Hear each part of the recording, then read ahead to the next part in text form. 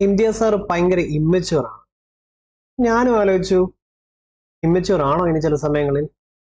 പക്ഷേ ഈ മലയുടെ മുകളിൽ ഒരു പൂച്ചയെ കൊണ്ടുവയ്ക്കാനും ഈ കാണുന്ന വെള്ളത്തിൽ ആനയെ കൊണ്ടുവയ്ക്കാനും വായുവിൽ ഒരു കുരങ്ങനെ തൂക്കിയിടാനും പാകത്തിന് ഇമ്മച്യൂർ ആണോ ഞാൻ? ചില സന്ദർഭങ്ങളായിരിക്കും. ഓക്കെ, ഒരു ക്ലാസ്സിൽ വരുമ്പോൾ ടെൻഷൻ അടിച്ച് പഠിക്കണം എന്ന് നമുക്കൊരു അജണ്ടയും ഇല്ല. പഠിക്കുന്ന രീതികൾ നമ്മൾ മാറ്റിക്കൊണ്ടിരിക്കുക. നമുക്ക് സമാധാനത്തോടെ പഠിക്കണം, വേണ്ടേ? പിന്നെ മുന്നോട്ട് പോകാനുള്ള മോട്ടിവേഷനും വേണം. അപ്പോൾ നമ്മുടെ ആവേശം സീരീസിലേക്ക് ആവേശത്തോടെ എല്ലാവരെയും വെൽക്കം ചെയ്യുന്നു. അപ്പോൾ നമ്മുടെ കഴിഞ്ഞ ക്ലാസ്സിലത്തേതിലെ മിസ്റ്റേക്സ് പിൻ ചെയ്ത് വെച്ചിട്ടുണ്ട്. നോക്കിക്കേ, ഇത് നോക്കിക്കോണേ. ഇതേപോലെ എന്തൊരു മിസ്റ്റേക്സ് വന്നെന്ന് പറഞ്ഞാലും നിങ്ങൾക്ക് ഇതേപോലെ ഞാൻ പിൻ ചെയ്ത് വരും.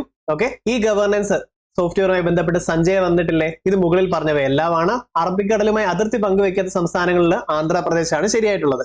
ഓക്കെ ആണോ? അപ്പോ ഈ ക്ലാസ്സിലൊക്കെ എന്താ പറയാ, വെള്ളത്തിന്റെ അടിയിൽ പറവ വരുന്നു, ഇങ്ങനത്തെ സംഭവങ്ങളൊക്കെ ഉണ്ടായിട്ട് ചിലവർക്ക് പഠിക്കാൻ പറ്റുന്നില്ല എന്നൊരു പരാതിയും കേട്ടു. അതിൽ ഡിസ്ട്രാക്റ്റഡ് ആണെന്ന് കേട്ടു. അങ്ങനെ ആവരുത് കേട്ടോ. പിന്നെ രണ്ടാമത്തെ കാര്യം, കൊച്ചുകുട്ടികൾ അതിൽ നോക്കി ഇരിപ്പുണ്ടെന്നും കേട്ടു. വെൽക്കം, അവരെ ഞാൻ വെൽക്കം ചെയ്യുന്നു. പിന്നെ ആ ബാക്ക്ഗ്രൗണ്ട് ഞങ്ങളെപ്പോ ഉള്ളവർക്ക് വേണ്ടി സെറ്റ് ചെയ്ത മനസ്സാരും കാണാതെ പോകരുത്. കുറച്ചു നേരം ഞാൻ ചിരിച്ചിരുന്നു ആ കാര്യത്തിൽ. പിന്നെ നമ്മുടെ ആ ഒരു ഫാമിലിയിലേക്ക് കൈകോർത്ത് കുറെ പേര് പുത്തനായിട്ട് എത്തിയിട്ടുണ്ട്. ഞാൻ ജോയിൻ ചെയ്തിട്ടുണ്ട്, ഫസീല തിരൂർ. ഇതേപോലെ നിങ്ങൾ പേരൂടെ ചേർത്തിടാവോ? ഭയങ്കര ഒരു പവർ സ്വന്തമായിട്ട് തോന്നും അല്ലെ? സ്വന്തമായിട്ട് പറഞ്ഞു നോക്കുക, ഞാൻ എന്ന് പറഞ്ഞ് പേരും പറഞ്ഞു നോക്കണം. ആ ഒരു ഭയങ്കര ഫീൽ വരും നമുക്ക് അല്ലെ? കാരണം എന്താ, സ്വന്തമായിട്ട് നമുക്ക് നമ്മളോട് റെസ്പെക്ട് ഉണ്ട്, നമ്മൾ നമ്മളെ വില വെക്കുന്നുണ്ട്. ആ ഒരു വില വെച്ച് നമ്മളൊരു കാര്യം മുന്നോട്ട് പറഞ്ഞാൽ നമ്മളത് ചെയ്യാനും നടത്താനും നോക്കും. അതുകൊണ്ട് പേര് ചേർത്ത് പറയാൻ ശ്രമിക്കുക. ഞാൻ ഇന്നത് ചെയ്യും എന്ന് പറഞ്ഞ പവറാണ്. ഓക്കെ, അപ്പോ നമ്മുടെ ഈ ഫാമിലിയിലേക്ക് എല്ലാവർക്കും സ്വാഗതം. ഇനി നിങ്ങളുടെ ഫ്രണ്ട്സ് ജോയിൻ ചെയ്യാത്തവരുണ്ടെങ്കിൽ അവരെയും കൊണ്ടുവരിക. പിന്നെ ഇന്നലെ ഞാൻ അബദ്ധത്തില് ഒരു സ്ലൈഡില് വെള്ളത്തിന്റെ അടിയിൽ ഒരു കിളിയെ കൊണ്ടുവന്നു. ഇതൊക്കെ ശ്രദ്ധിക്കേണ്ട എമ്പാനേന്ന്. വളരെ അടിപൊളി ഒരു സംഭവമായിട്ട് എനിക്ക് തോന്നി. കുറച്ചു നേരത്തേക്ക് ഒരു ഹാപ്പിനെസ് തോന്നി. ലൈവ് ക്ലാസ് ആയിരുന്നെങ്കിൽ ലൈവായി ചിരിക്കായിരുന്നല്ലോ എന്ന് വരെ തോന്നി. അപ്പം ഇതേപോലത്തെ കമന്റ്സുകളും വെൽക്കം ചെയ്യുന്നു. നമ്മുടേത് പഠിത്തം, കരിയർ ഉണ്ട്, നമ്മുടെ പേഴ്സണാലിറ്റി ഇമ്പ്രൂവ് ചെയ്യും, ഹാപ്പിനെസ് മസ്റ്റ് ആണ്. പഠിച്ചിട്ട് ഇറങ്ങുമ്പോൾ ഇനി ഞാൻ ജീവിച്ചിട്ട് കാര്യമുണ്ടോ എന്ന് വിചാരിക്കുന്നതിനും ബെസ്റ്റ് ഈ പഠിച്ചതുകൊണ്ട് ഭയങ്കര ഹാപ്പി ആയി മാറണം. അതൊക്കെയാണ് നമ്മുടെ ലക്ഷ്യങ്ങൾ കേട്ടോ. അതേപോലെ വേണ്ട ആവേശം ഹാർട്ട്. അപ്പൊ നമ്മുടെ ആവേശം സീരീസ് വളരെ കത്തി സെറ്റ് ആയിക്കൊണ്ടിരിക്കുകയെന്ന് തോന്നുന്നു. നല്ല അടിപൊളി ട്രെൻഡിങ്ങിലൂടെ നമ്മുടെ വീഡിയോസ് എല്ലാം സൂപ്പറായിട്ട് പറന്നു കയറുന്നു. അപ്പൊ നമ്മൾ ജോയിൻ ചെയ്തവര് എല്ലാവരും സൂപ്പറായിട്ട് കൊണ്ടുപോവാണ്. ആദ്യം മുതലുള്ളവരുണ്ടെങ്കിൽ നിങ്ങൾ ആദ്യം തൊട്ടുണ്ടല്ലോ, അപ്പൊ ഇനി പ്രത്യേകിച്ച് ഒന്നും പറയണ്ടല്ലോ. ഒന്നൊന്നര ആവേശം സീരീസ് ആണ് കേട്ടോ. ഇനി എന്തിനാണോ കണ്ടത്, കുരങ്ങനെ കൊണ്ടുവന്നുകൊണ്ടാണോ എന്നറിയത്തില്ല. പിന്നെ ഇതൊക്കെ ശ്രദ്ധിക്കേണ്ട അമ്മാനെ പറയാൻ ആൾക്കാരും പേടി. അപ്പം നമ്മുടെ ആവേശം 2024 റാങ്ക് ലിസ്റ്റിലേക്ക് കയറുന്ന സീരീസിലേക്ക് എല്ലാവർക്കും സ്വാഗതം.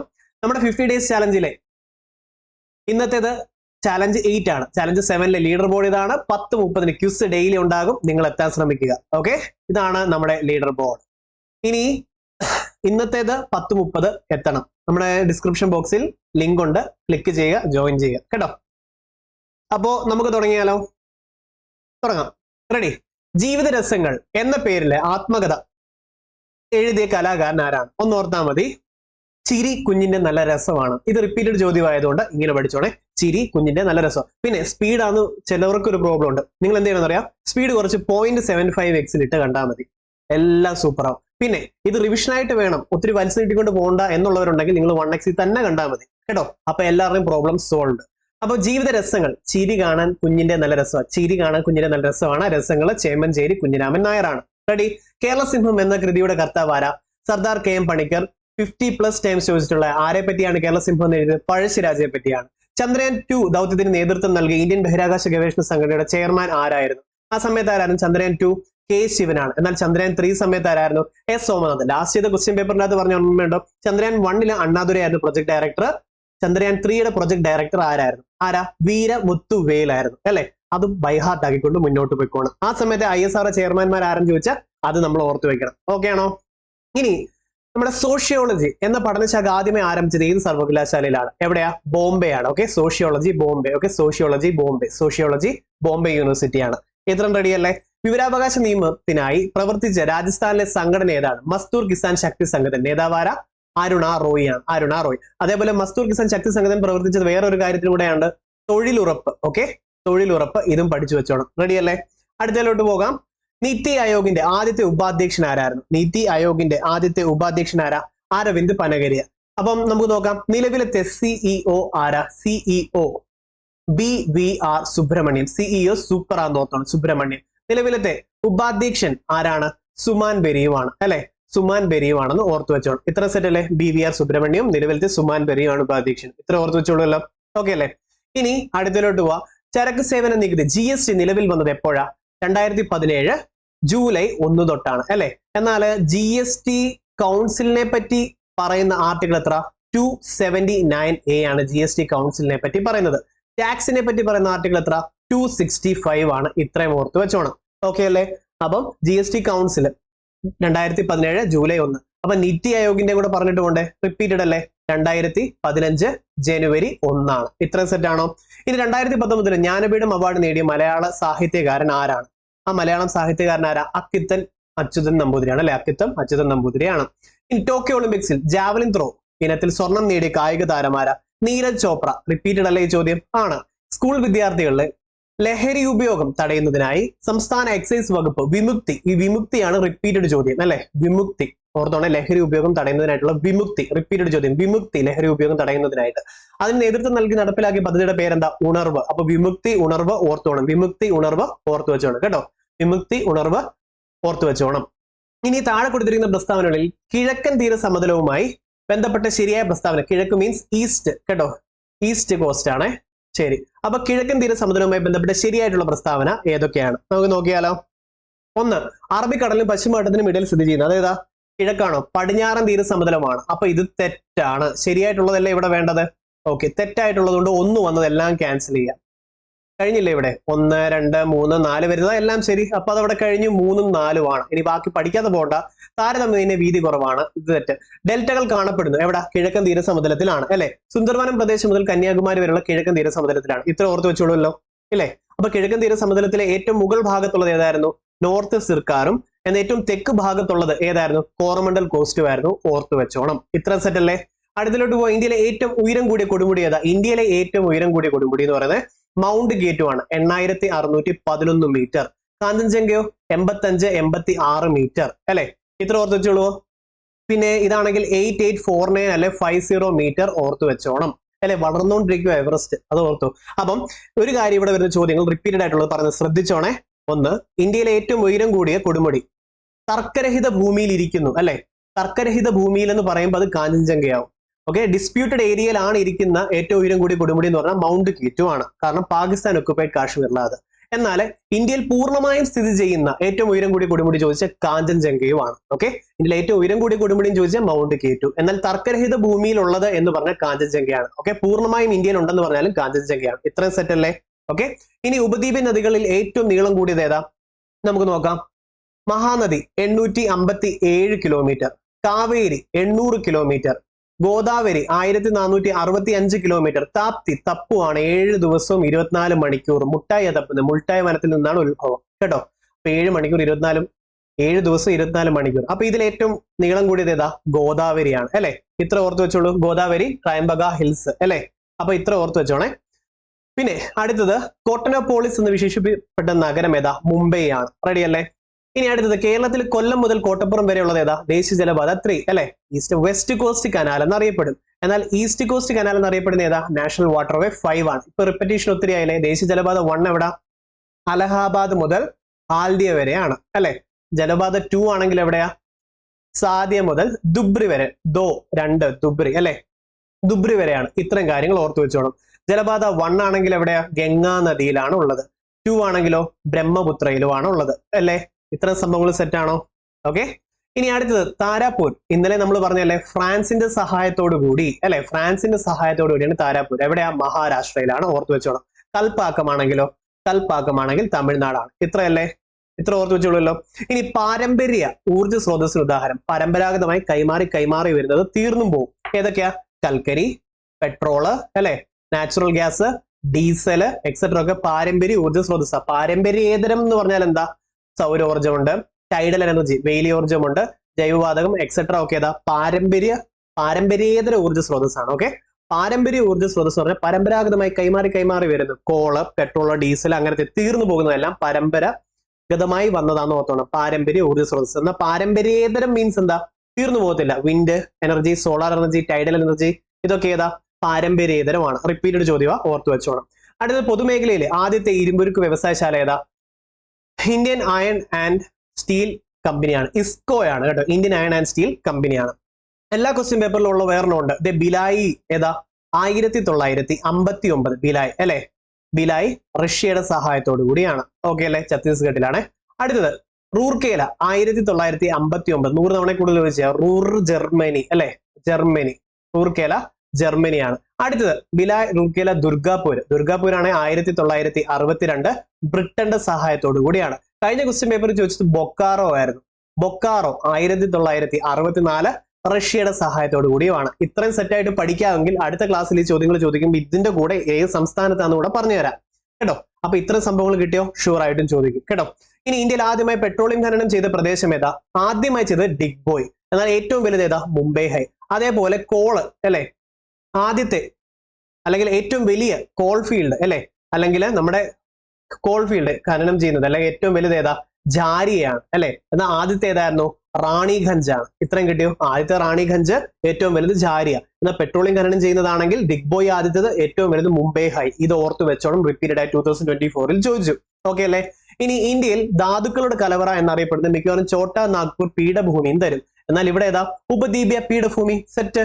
ഛോട്ടാ നാഗ്പൂർ പീഠഭൂമി അല്ലെ ഉപദ്വീപീയ പീഠഭൂമിയും തരും. എന്നാൽ ധാന്യ കലവറ അല്ലെ, ധാന്യ കലവറ എന്നറിയപ്പെടുന്നത് ഏതാ? ഉത്തര മഹാസമതലമാണ്. ധാന്യങ്ങളുടെ കലവറ എന്നറിയപ്പെടുന്നത്. ഓക്കെ, ധാന്യപുര എന്നറിയപ്പെടുന്നത് ഉത്തര മഹാസമതലം. ധാതുക്കളുടെ കലവറയാണെങ്കിൽ ഉപദ്വീപീയ പീഠഭൂമി. അതിൽ എടുത്ത് ചോദിക്കുകയാണെങ്കിൽ ഛോട്ടാ നാഗ്പൂർ പീഠഭൂമിയാണ്. ഇത്രയും സെറ്റ് അല്ലേ.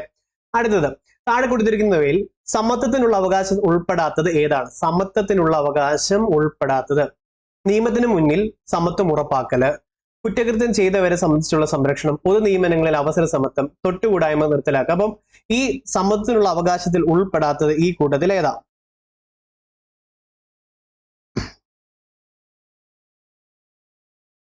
കുറ്റകൃത്യം ചെയ്തവരെ സംബന്ധിച്ചുള്ള സംരക്ഷണം. ഇത് ഇക്വാളിറ്റിയിൽ വരുന്നതാണോ? ഇത് ആർട്ടിക്കിൾ എവിടെ വരുന്നത്? കുറ്റകൃത്യം ചെയ്തവരുടെ ഇതുമായി ബന്ധപ്പെട്ടത് ആർട്ടിക്കിൾ 20. 1 എന്തായിരുന്നു? മുൻകാല പ്രാബല്യത്തോടെ ക്രിമിനൽ നിയമം പാസ്സാക്കാൻ പാടില്ല.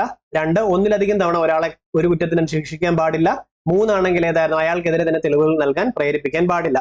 ഇത് സമത്വത്തിൽ വരുന്നതല്ല അല്ലെ. 14 മുതൽ 16 വരെയുള്ള സമത്വത്തിൽ വരുന്നതാ. എന്താ? 14 എന്താ? നിയമസമത്വം. 15 എന്താ? വിവേചനം പാടില്ല. 16 എന്താ? അവസര സമത്വം.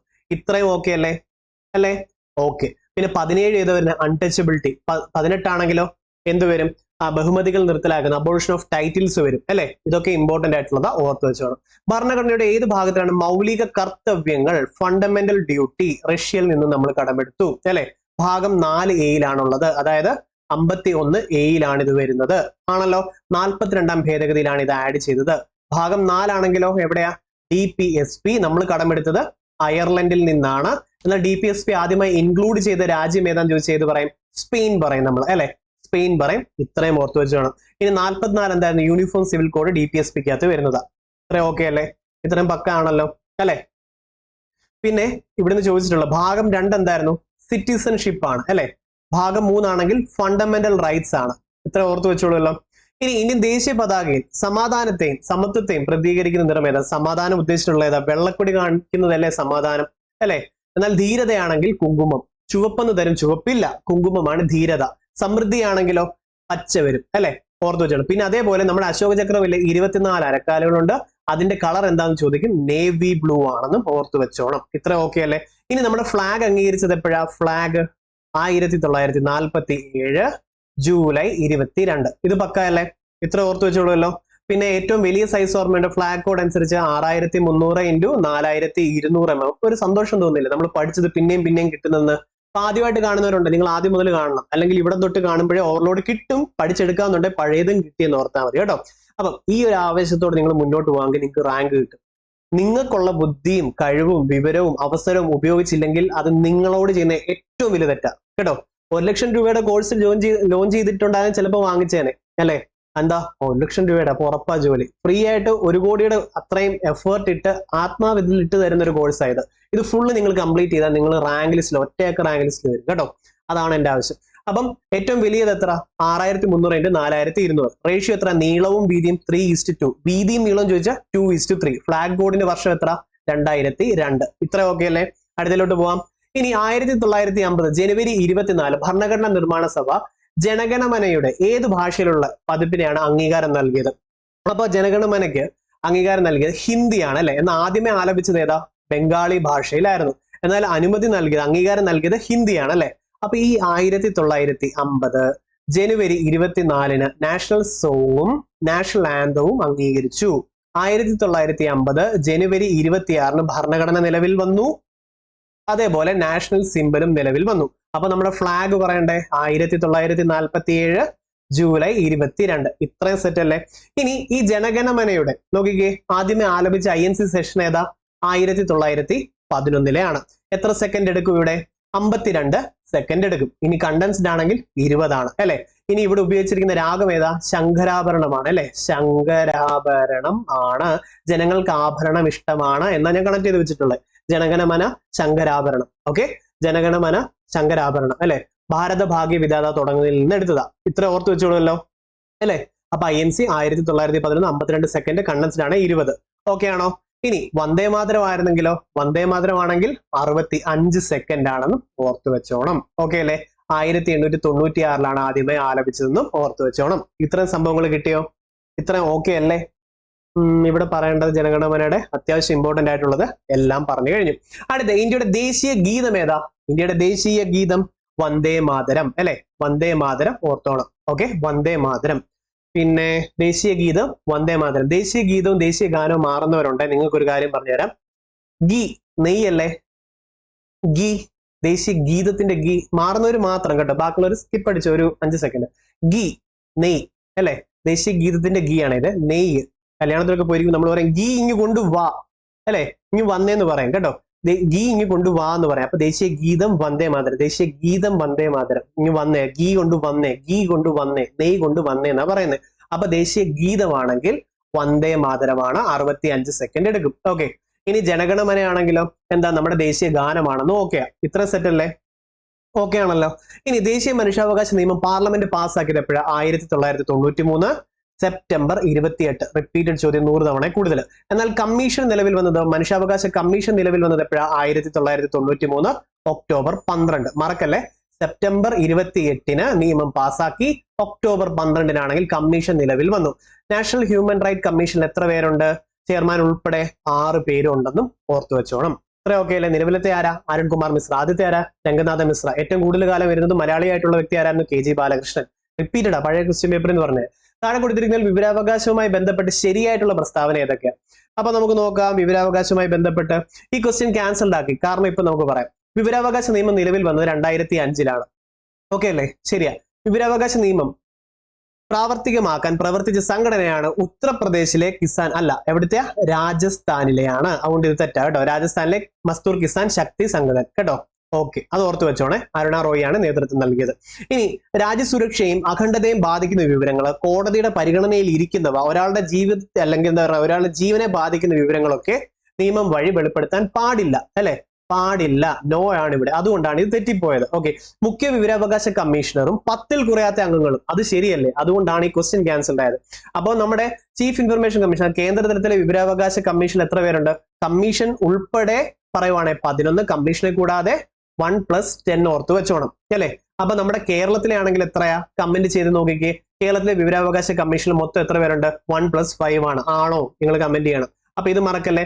അപ്പൊ ഒരു കാര്യം ഞാൻ പറയാം, നാഷണൽ ഹ്യൂമൻ റൈറ്റ് കമ്മീഷൻ ആണെങ്കിൽ 6 പേര് ടോട്ടല്. ഇനി ചീഫ് ഇൻഫർമേഷൻ കമ്മീഷനിലാണെങ്കിൽ എത്ര പേരുണ്ട്? 11 പേരുണ്ട്. ഓക്കെ. ഇവിടെ ചെയർമാനെ കൂടാതെ എന്ന് പറഞ്ഞാൽ 1+5ഉം 1+10ഉം ഓർത്ത് വെച്ചോണം. ഓക്കെ അല്ലേ? ഇത്രയും റെഡി. ഇനി അടുത്തതിലോട്ട് പോകും. താഴെ കൊടുത്തിട്ടുള്ളതിൽ മതേതരത്വം എന്നതുകൊണ്ട് അർത്ഥമാക്കുന്നത് എന്താ? ഇന്ത്യക്ക് ഒരു ഔദ്യോഗിക മതമില്ല എന്നാണ് മതേതരത്വം കൊണ്ട് ഉദ്ദേശിച്ചിട്ടുള്ളത്. ഇത് ഓക്കെ അല്ലേ? ഇനി അടുത്തത് തൊട്ടുകൂടായ്മ നിരോധന നിയമം. ഇത് റിപ്പീറ്റഡ് ആയിട്ട് നമ്മൾ കുറെ ക്വസ്റ്റ്യൻ പേപ്പറിൽ കണ്ടു. തൊട്ടുകൂടായ്മ നിരോധന നിയമം, അൺടച്ചബിലിറ്റി ആക്ട് അല്ലെ. അതിന് പുത്തൻ പേരെന്താ? Protection of civil right act എന്ന് പറയും. ഓക്കെ ആണോ?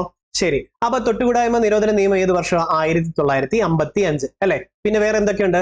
Citizenship act. ഇതൊക്കെ പഠിച്ചോ? റിപ്പീറ്റഡ് ചോദ്യം 100 തവണ കൂടുതലാണ്. തൊട്ടുകൂടായ്മ നിരോധന നിയമം 1955, സിറ്റിസൺഷിപ്പ് ആക്ട് 1955, അവശ്യ സാധന നിയമം എസെൻഷ്യൽ കൊമോഡിറ്റീസ് ആക്ട് കേട്ടോ. കൊമോഡിറ്റി ആക്ട്, അവശ്യ സാധന നിയമം. പിന്നെ ഹിന്ദു മാരേജ് ആക്ട്, റിപ്പീറ്റഡ് ചോദ്യം കേട്ടോ. Hindu marriage act. അപ്പൊ സിറ്റിസൺഷിപ്പ് ആക്ട്, തൊട്ടുകൂടായ്മ untouchability act, essential commodity act, അവശ്യ സാധന നിയമം, ഹിന്ദു മാരേജ് ആക്ട്. ഇത്രയും 1955 ആണ്. മറക്കരുത്. ഓക്കെ അല്ലേ? ഈ തൊട്ടുകൂടായ്മ ബന്ധപ്പെട്ട ആർട്ടിക്കിൾ ഏതാ? 17 പാസ്സാക്കിയത് എന്തായിരുന്നു? മഹാത്മാഗാന്ധിക്ക് ജയ് എന്നും പറഞ്ഞായിരുന്നു. ഇത്രയും സെറ്റ് അല്ലേ നിങ്ങൾക്ക്? ഇത്രയും റിവിഷൻ കിട്ടിയില്ല നിങ്ങൾക്ക്? ബിഗിനേഴ്സ് ഉണ്ടെങ്കിൽ സ്പീഡ് കുറച്ചിട്ട് ഒന്നുകൂടെ കണ്ടിട്ട് പഠിക്കണം കേട്ടോ. അപ്പം ഓരോ ദിവസവും നമ്മൾ ഡെവലപ്പ് ആവുക. ഓക്കെ. ദേശീയ മനുഷ്യാവകാശ കമ്മീഷന്റെ ഇപ്പോഴത്തെ ചെയർമാൻ ആരാ? അരുൺ കുമാർ മിശ്ര. ആദ്യത്തെ ആരായിരുന്നു? രംഗനാഥ മിശ്ര അല്ലെ. ഏറ്റവും കൂടുതൽ കാലം വരുന്ന ആരാ? KG ബാലകൃഷ്ണനാണ്. ഓക്കെ അല്ലെ. ഇനി മനുഷ്യാവകാശ commission, national human right commission എത്ര പേരുണ്ട്? 6 പേരുണ്ട് അല്ലെ. ഇവരുടെ panel, selection panel very very very important ആണ്. Very very very very very very very important കേട്ടോ. സെലക്ഷൻ പാനൽ ആരൊക്കെ വരും? പ്രൈം മിനിസ്റ്റർ വരും. കേന്ദ്രതലത്തിലാണ് prime minister, home minister, Lok Sabha speaker അല്ലെ.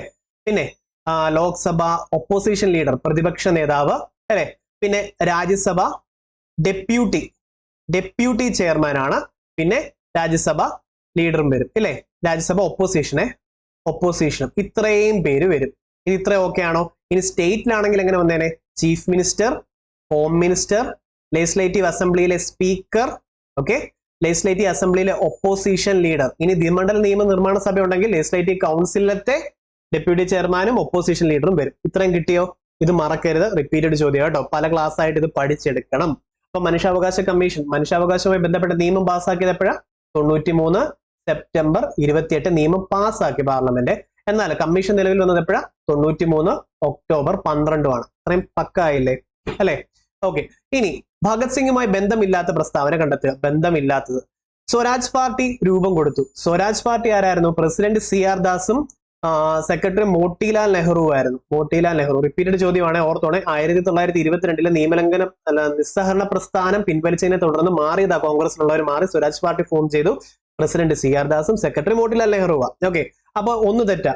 അപ്പോ ഇതില് ബന്ധമില്ലാത്തെന്ന് പറയുമ്പം ഇത് ചാൻസ് ഉണ്ട്, ഇത് ചാൻസ് ഉണ്ട്, ബാക്കി രണ്ടും ഇല്ല എന്തായാലും അല്ലെ. കാരണം എലിമിനേഷൻ മെത്തേഡ്സ് അങ്ങനെയല്ലേ വർക്ക് ചെയ്യുന്നത്. ഓക്കെ.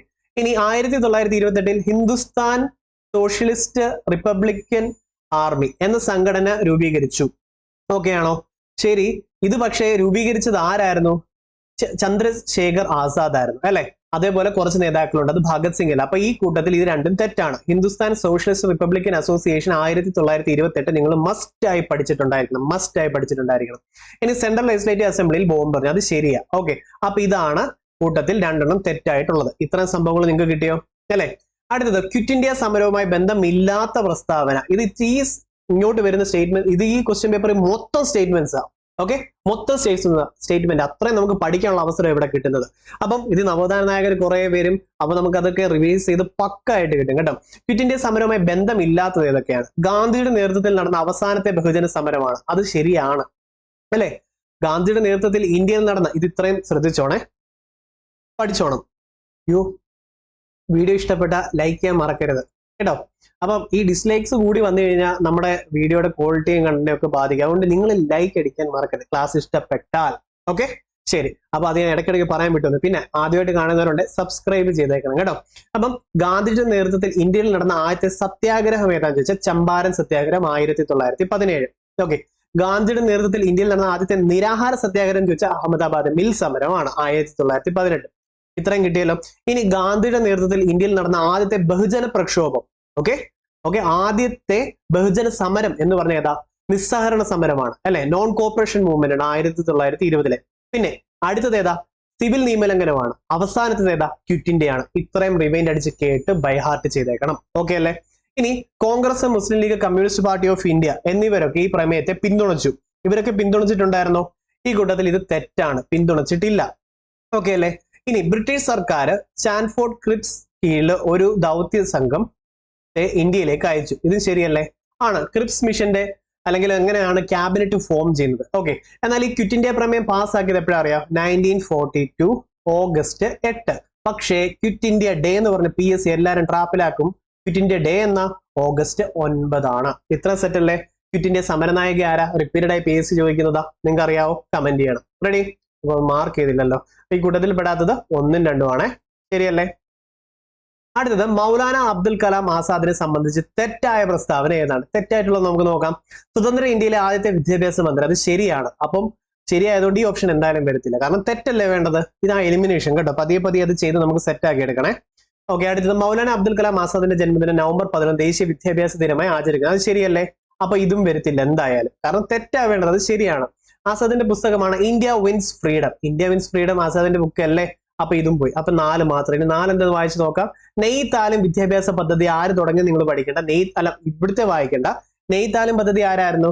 മഹാത്മാഗാന്ധിയാണ്. ഇത് ഓർത്ത് വെച്ചോളൂല്ലോ. റിപ്പീറ്റഡ് ചോദ്യമാണ്. നെയ്ത്താലും മറക്കലും നമ്മുടെ ടെക്സ്റ്റിൽ അതേപോലെ ഉള്ളതാണ്. അടുത്തതിലോട്ട് പോവാം. സ്വാതന്ത്ര്യാനന്തര ഇന്ത്യ നേരിട്ട പ്രധാന വെല്ലുവിളികളിൽ ഉൾപ്പെടാത്തത് കണ്ടെത്തുക. ഞങ്ങളുടെ ഒരു കുട്ടിവർഗം കിടന്ന് കാരണം അറിയുന്നില്ല, മരത്തിൽ തൂങ്ങി കിടക്കുന്നത്. ഞാൻ അടുത്തതിൽ ഉദ്ദേശിക്കുന്ന പശുമ്പായെ കൊണ്ടുവരാണ്. നിങ്ങളുടെ അഭിപ്രായം എന്താന്ന് പറയുക. അടുത്ത് നമുക്ക് പശുമ്പ ഹാർട്ട് ഇട്ട് കഴിഞ്ഞാൽ പശുമ്പ ആയിരിക്കും അടുത്ത ക്ലാസ്സിൽ കൊണ്ടുവരിക കേട്ടോ. ശരി, അപ്പൊ വെല്ലുവിളിയിൽ ഉൾപ്പെടാത്തത് കണ്ടെത്തുക. ഉൾപ്പെടാത്തത്. ഓക്കെ, എന്തുവാ സംഭവിച്ചത്? ഇത്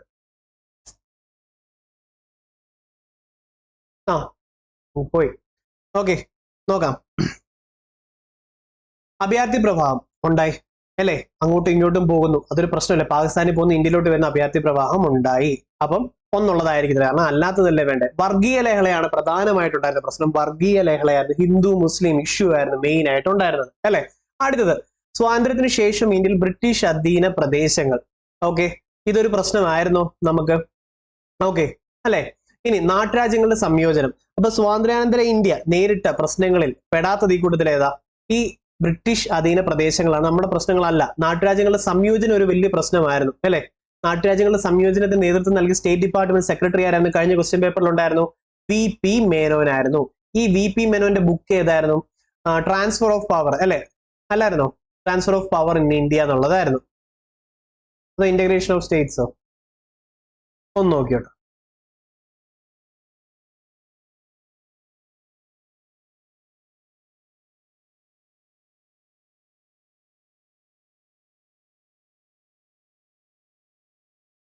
അതെ, transfer of power in India VP മേനോന്റെ ആയിരുന്നു.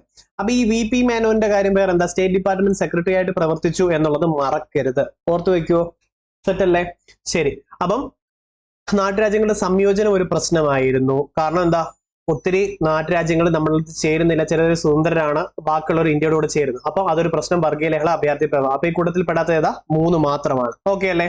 ഇനി അടുത്തത്, ഇന്ത്യൻ സ്വാതന്ത്ര്യ സമരകാലത്ത് ദേശീയ വിദ്യാഭ്യാസത്തിന്റെ ചോദ്യം ശ്രദ്ധിച്ചോ. ഇന്ത്യൻ സ്വാതന്ത്ര്യ സമരകാലത്ത് ദേശീയ വിദ്യാഭ്യാസത്തിന്റെ പിന്നെ കലയുടെയും വളർച്ചയ്ക്ക് നിരവധി വിദ്യാലയങ്ങൾ സ്ഥാപിക്കപ്പെട്ടു. ഓക്കെ, ഈ പ്രസ്താവനയുമായി യോജിക്കാത്തത് കണ്ടെത്തുക. നമുക്ക് നോക്കാം. യോജിക്കാത്തത് ഇത് SCERTയിൽ അതേപോലെ വരികൾ ഇങ്ങനെ തന്നേക്കുക. നിങ്ങൾ ഇതങ്ങ് പഠിച്ചോ. ഇനി ആ ടെക്സ്റ്റിന്റെ ആ ഭാഗം വായിച്ചില്ലെങ്കിലും കുഴപ്പമില്ല, ടെക്സ്റ്റ് അതേപോലെ ഉണ്ട്. 1916 DK കാർവേ വനിതാ സർവകലാശാല സ്ഥാപിച്ചു. ശരിയല്ലേ? ഓക്കെ, അപ്പൊ ഒന്നുള്ളത് എന്തായാലും ആയിരിക്കത്തില്ല, കാരണം ഇത് ശരിയാണ്, നമുക്ക് തെറ്റാണ് വേണ്ടത്. അപ്പൊ ഒന്നുള്ളതെല്ലാം പോയെ. William John Asiatic society of Bengal സ്ഥാപിച്ചു 1784 കേട്ടോ. അപ്പം ഇത് ഇമ്പോർട്ടന്റ് ആണ്. പക്ഷെ അത് സ്വാതന്ത്ര്യ സമരകാലത്താണോ 1784 എന്ന് പറയുന്നത്? അപ്പൊ William John Asiatic society of Bengal ടെക്സ്റ്റിൽ അതേപോലെ ഉണ്ട്, ഇമ്പോർട്ടന്റ് ആണ്. പക്ഷെ അത് സ്വാതന്ത്ര്യ സമരകാലത്തല്ല എന്നുള്ളതാണ് വ്യത്യാസമായിട്ടുള്ളത്. അപ്പൊ തെറ്റുള്ളത് കിട്ടിയല്ലോ. ഇതും ഉണ്ടാവും, ഇതും ഉണ്ടാവും. ഇനി രവീന്ദ്ര ടാഗോർ ബംഗാളിൽ വിശ്വഭാരതി സർവകലാശാല സ്ഥാപിച്ചു. രവീന്ദ്രനാഥ് ടാഗോർ അല്ലെ. നെയ്ത്താല് മഹാത്മാഗാന്ധി നമ്മൾ കുറച്ചു മുമ്പ് പഠിച്ചു. രവീന്ദ്രനാഥ് ടാഗോർ വിശ്വഭാരതി. ഇനി വള്ളത്തോളാണെങ്കിലോ തൃശ്ശൂരില് കേരള കലാമണ്ഡലം സ്ഥാപിച്ചു. ഇത്ര ശരിയല്ലേ? ഓക്കെ അല്ലേ? അപ്പൊ ഈ കൂട്ടത്തില് പെടാത്തത് ഏത് വരും? 2 മാത്രം വരുന്നുള്ളൂ അല്ലെ. ബാക്കിയെല്ലാം ശരിയാണ്. റെഡി? അപ്പൊ കിട്ടിയല്ലോ. അപ്പൊ ഈ ക്വസ്റ്റ്യൻ പേപ്പർ എഴുതിയപ്പോ എല്ലാരും പറഞ്ഞു എന്റെ അല്ലെ എനിക്ക് പന്ന സമയമാണ്, എനിക്ക് എഴുതാൻ പറ്റിയില്ല എന്നൊക്കെ. പക്ഷെ ഒരു കാര്യം ഓർക്കണം, ഇവിടെ എലിമിനേഷൻ മെത്തേഡ് 3 ഓപ്ഷനും പോയി കിട്ടും. എല്ലാം നമുക്ക് നോക്കാം. ഓൾമോസ്റ്റ് 3 എണ്ണവും പോയി കിട്ടും. അപ്പം ഇങ്ങനത്തെ വലിയ ക്വസ്റ്റ്യൻസ് വന്നാൽ എലിമിനേഷൻ മെത്തേഡ് സൂപ്പറായി വർക്ക്ഔട്ട് ആവുന്നതാണ് അർത്ഥം കേട്ടോ. ഇനി ശരിയായ ജോഡികൾ കണ്ടെത്തുക. നോക്കാം. നേഷൻ ഗോപാലകൃഷ്ണ ഗോഖലെ. അവിടെ മുതലേ തുടങ്ങണം അല്ലെ. നോക്കിക്കേ, ശരിയായിട്ടുള്ളത്.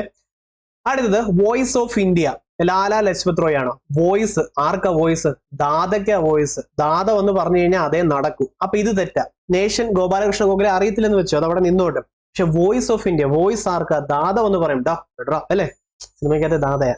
അപ്പം വോയിസ് ഓഫ് ഇന്ത്യ ദാദാഭായ് നവറോജിയുടെ വോയിസ് പറയാം. വോയിസ് ഭയങ്കര വോയിസ് ദാദയ്ക്ക്. തന്നേര് അല്ലെ. ഓക്കെ, അപ്പം വോയിസ് ലൈക്ക് തന്നേര്, മറക്കണ്ട. അങ്ങനെ പറഞ്ഞാൽ നിങ്ങൾ ചിലപ്പോൾ ചെയ്യും അല്ലെ, കാരണം ഭയങ്കര ദാദയാണ്. അപ്പൊ വോയിസ് ഓഫ് ഇന്ത്യ ദാദാഭായ് നവറോജിയാണ്. അതുകൊണ്ട് 2 തെറ്റാ.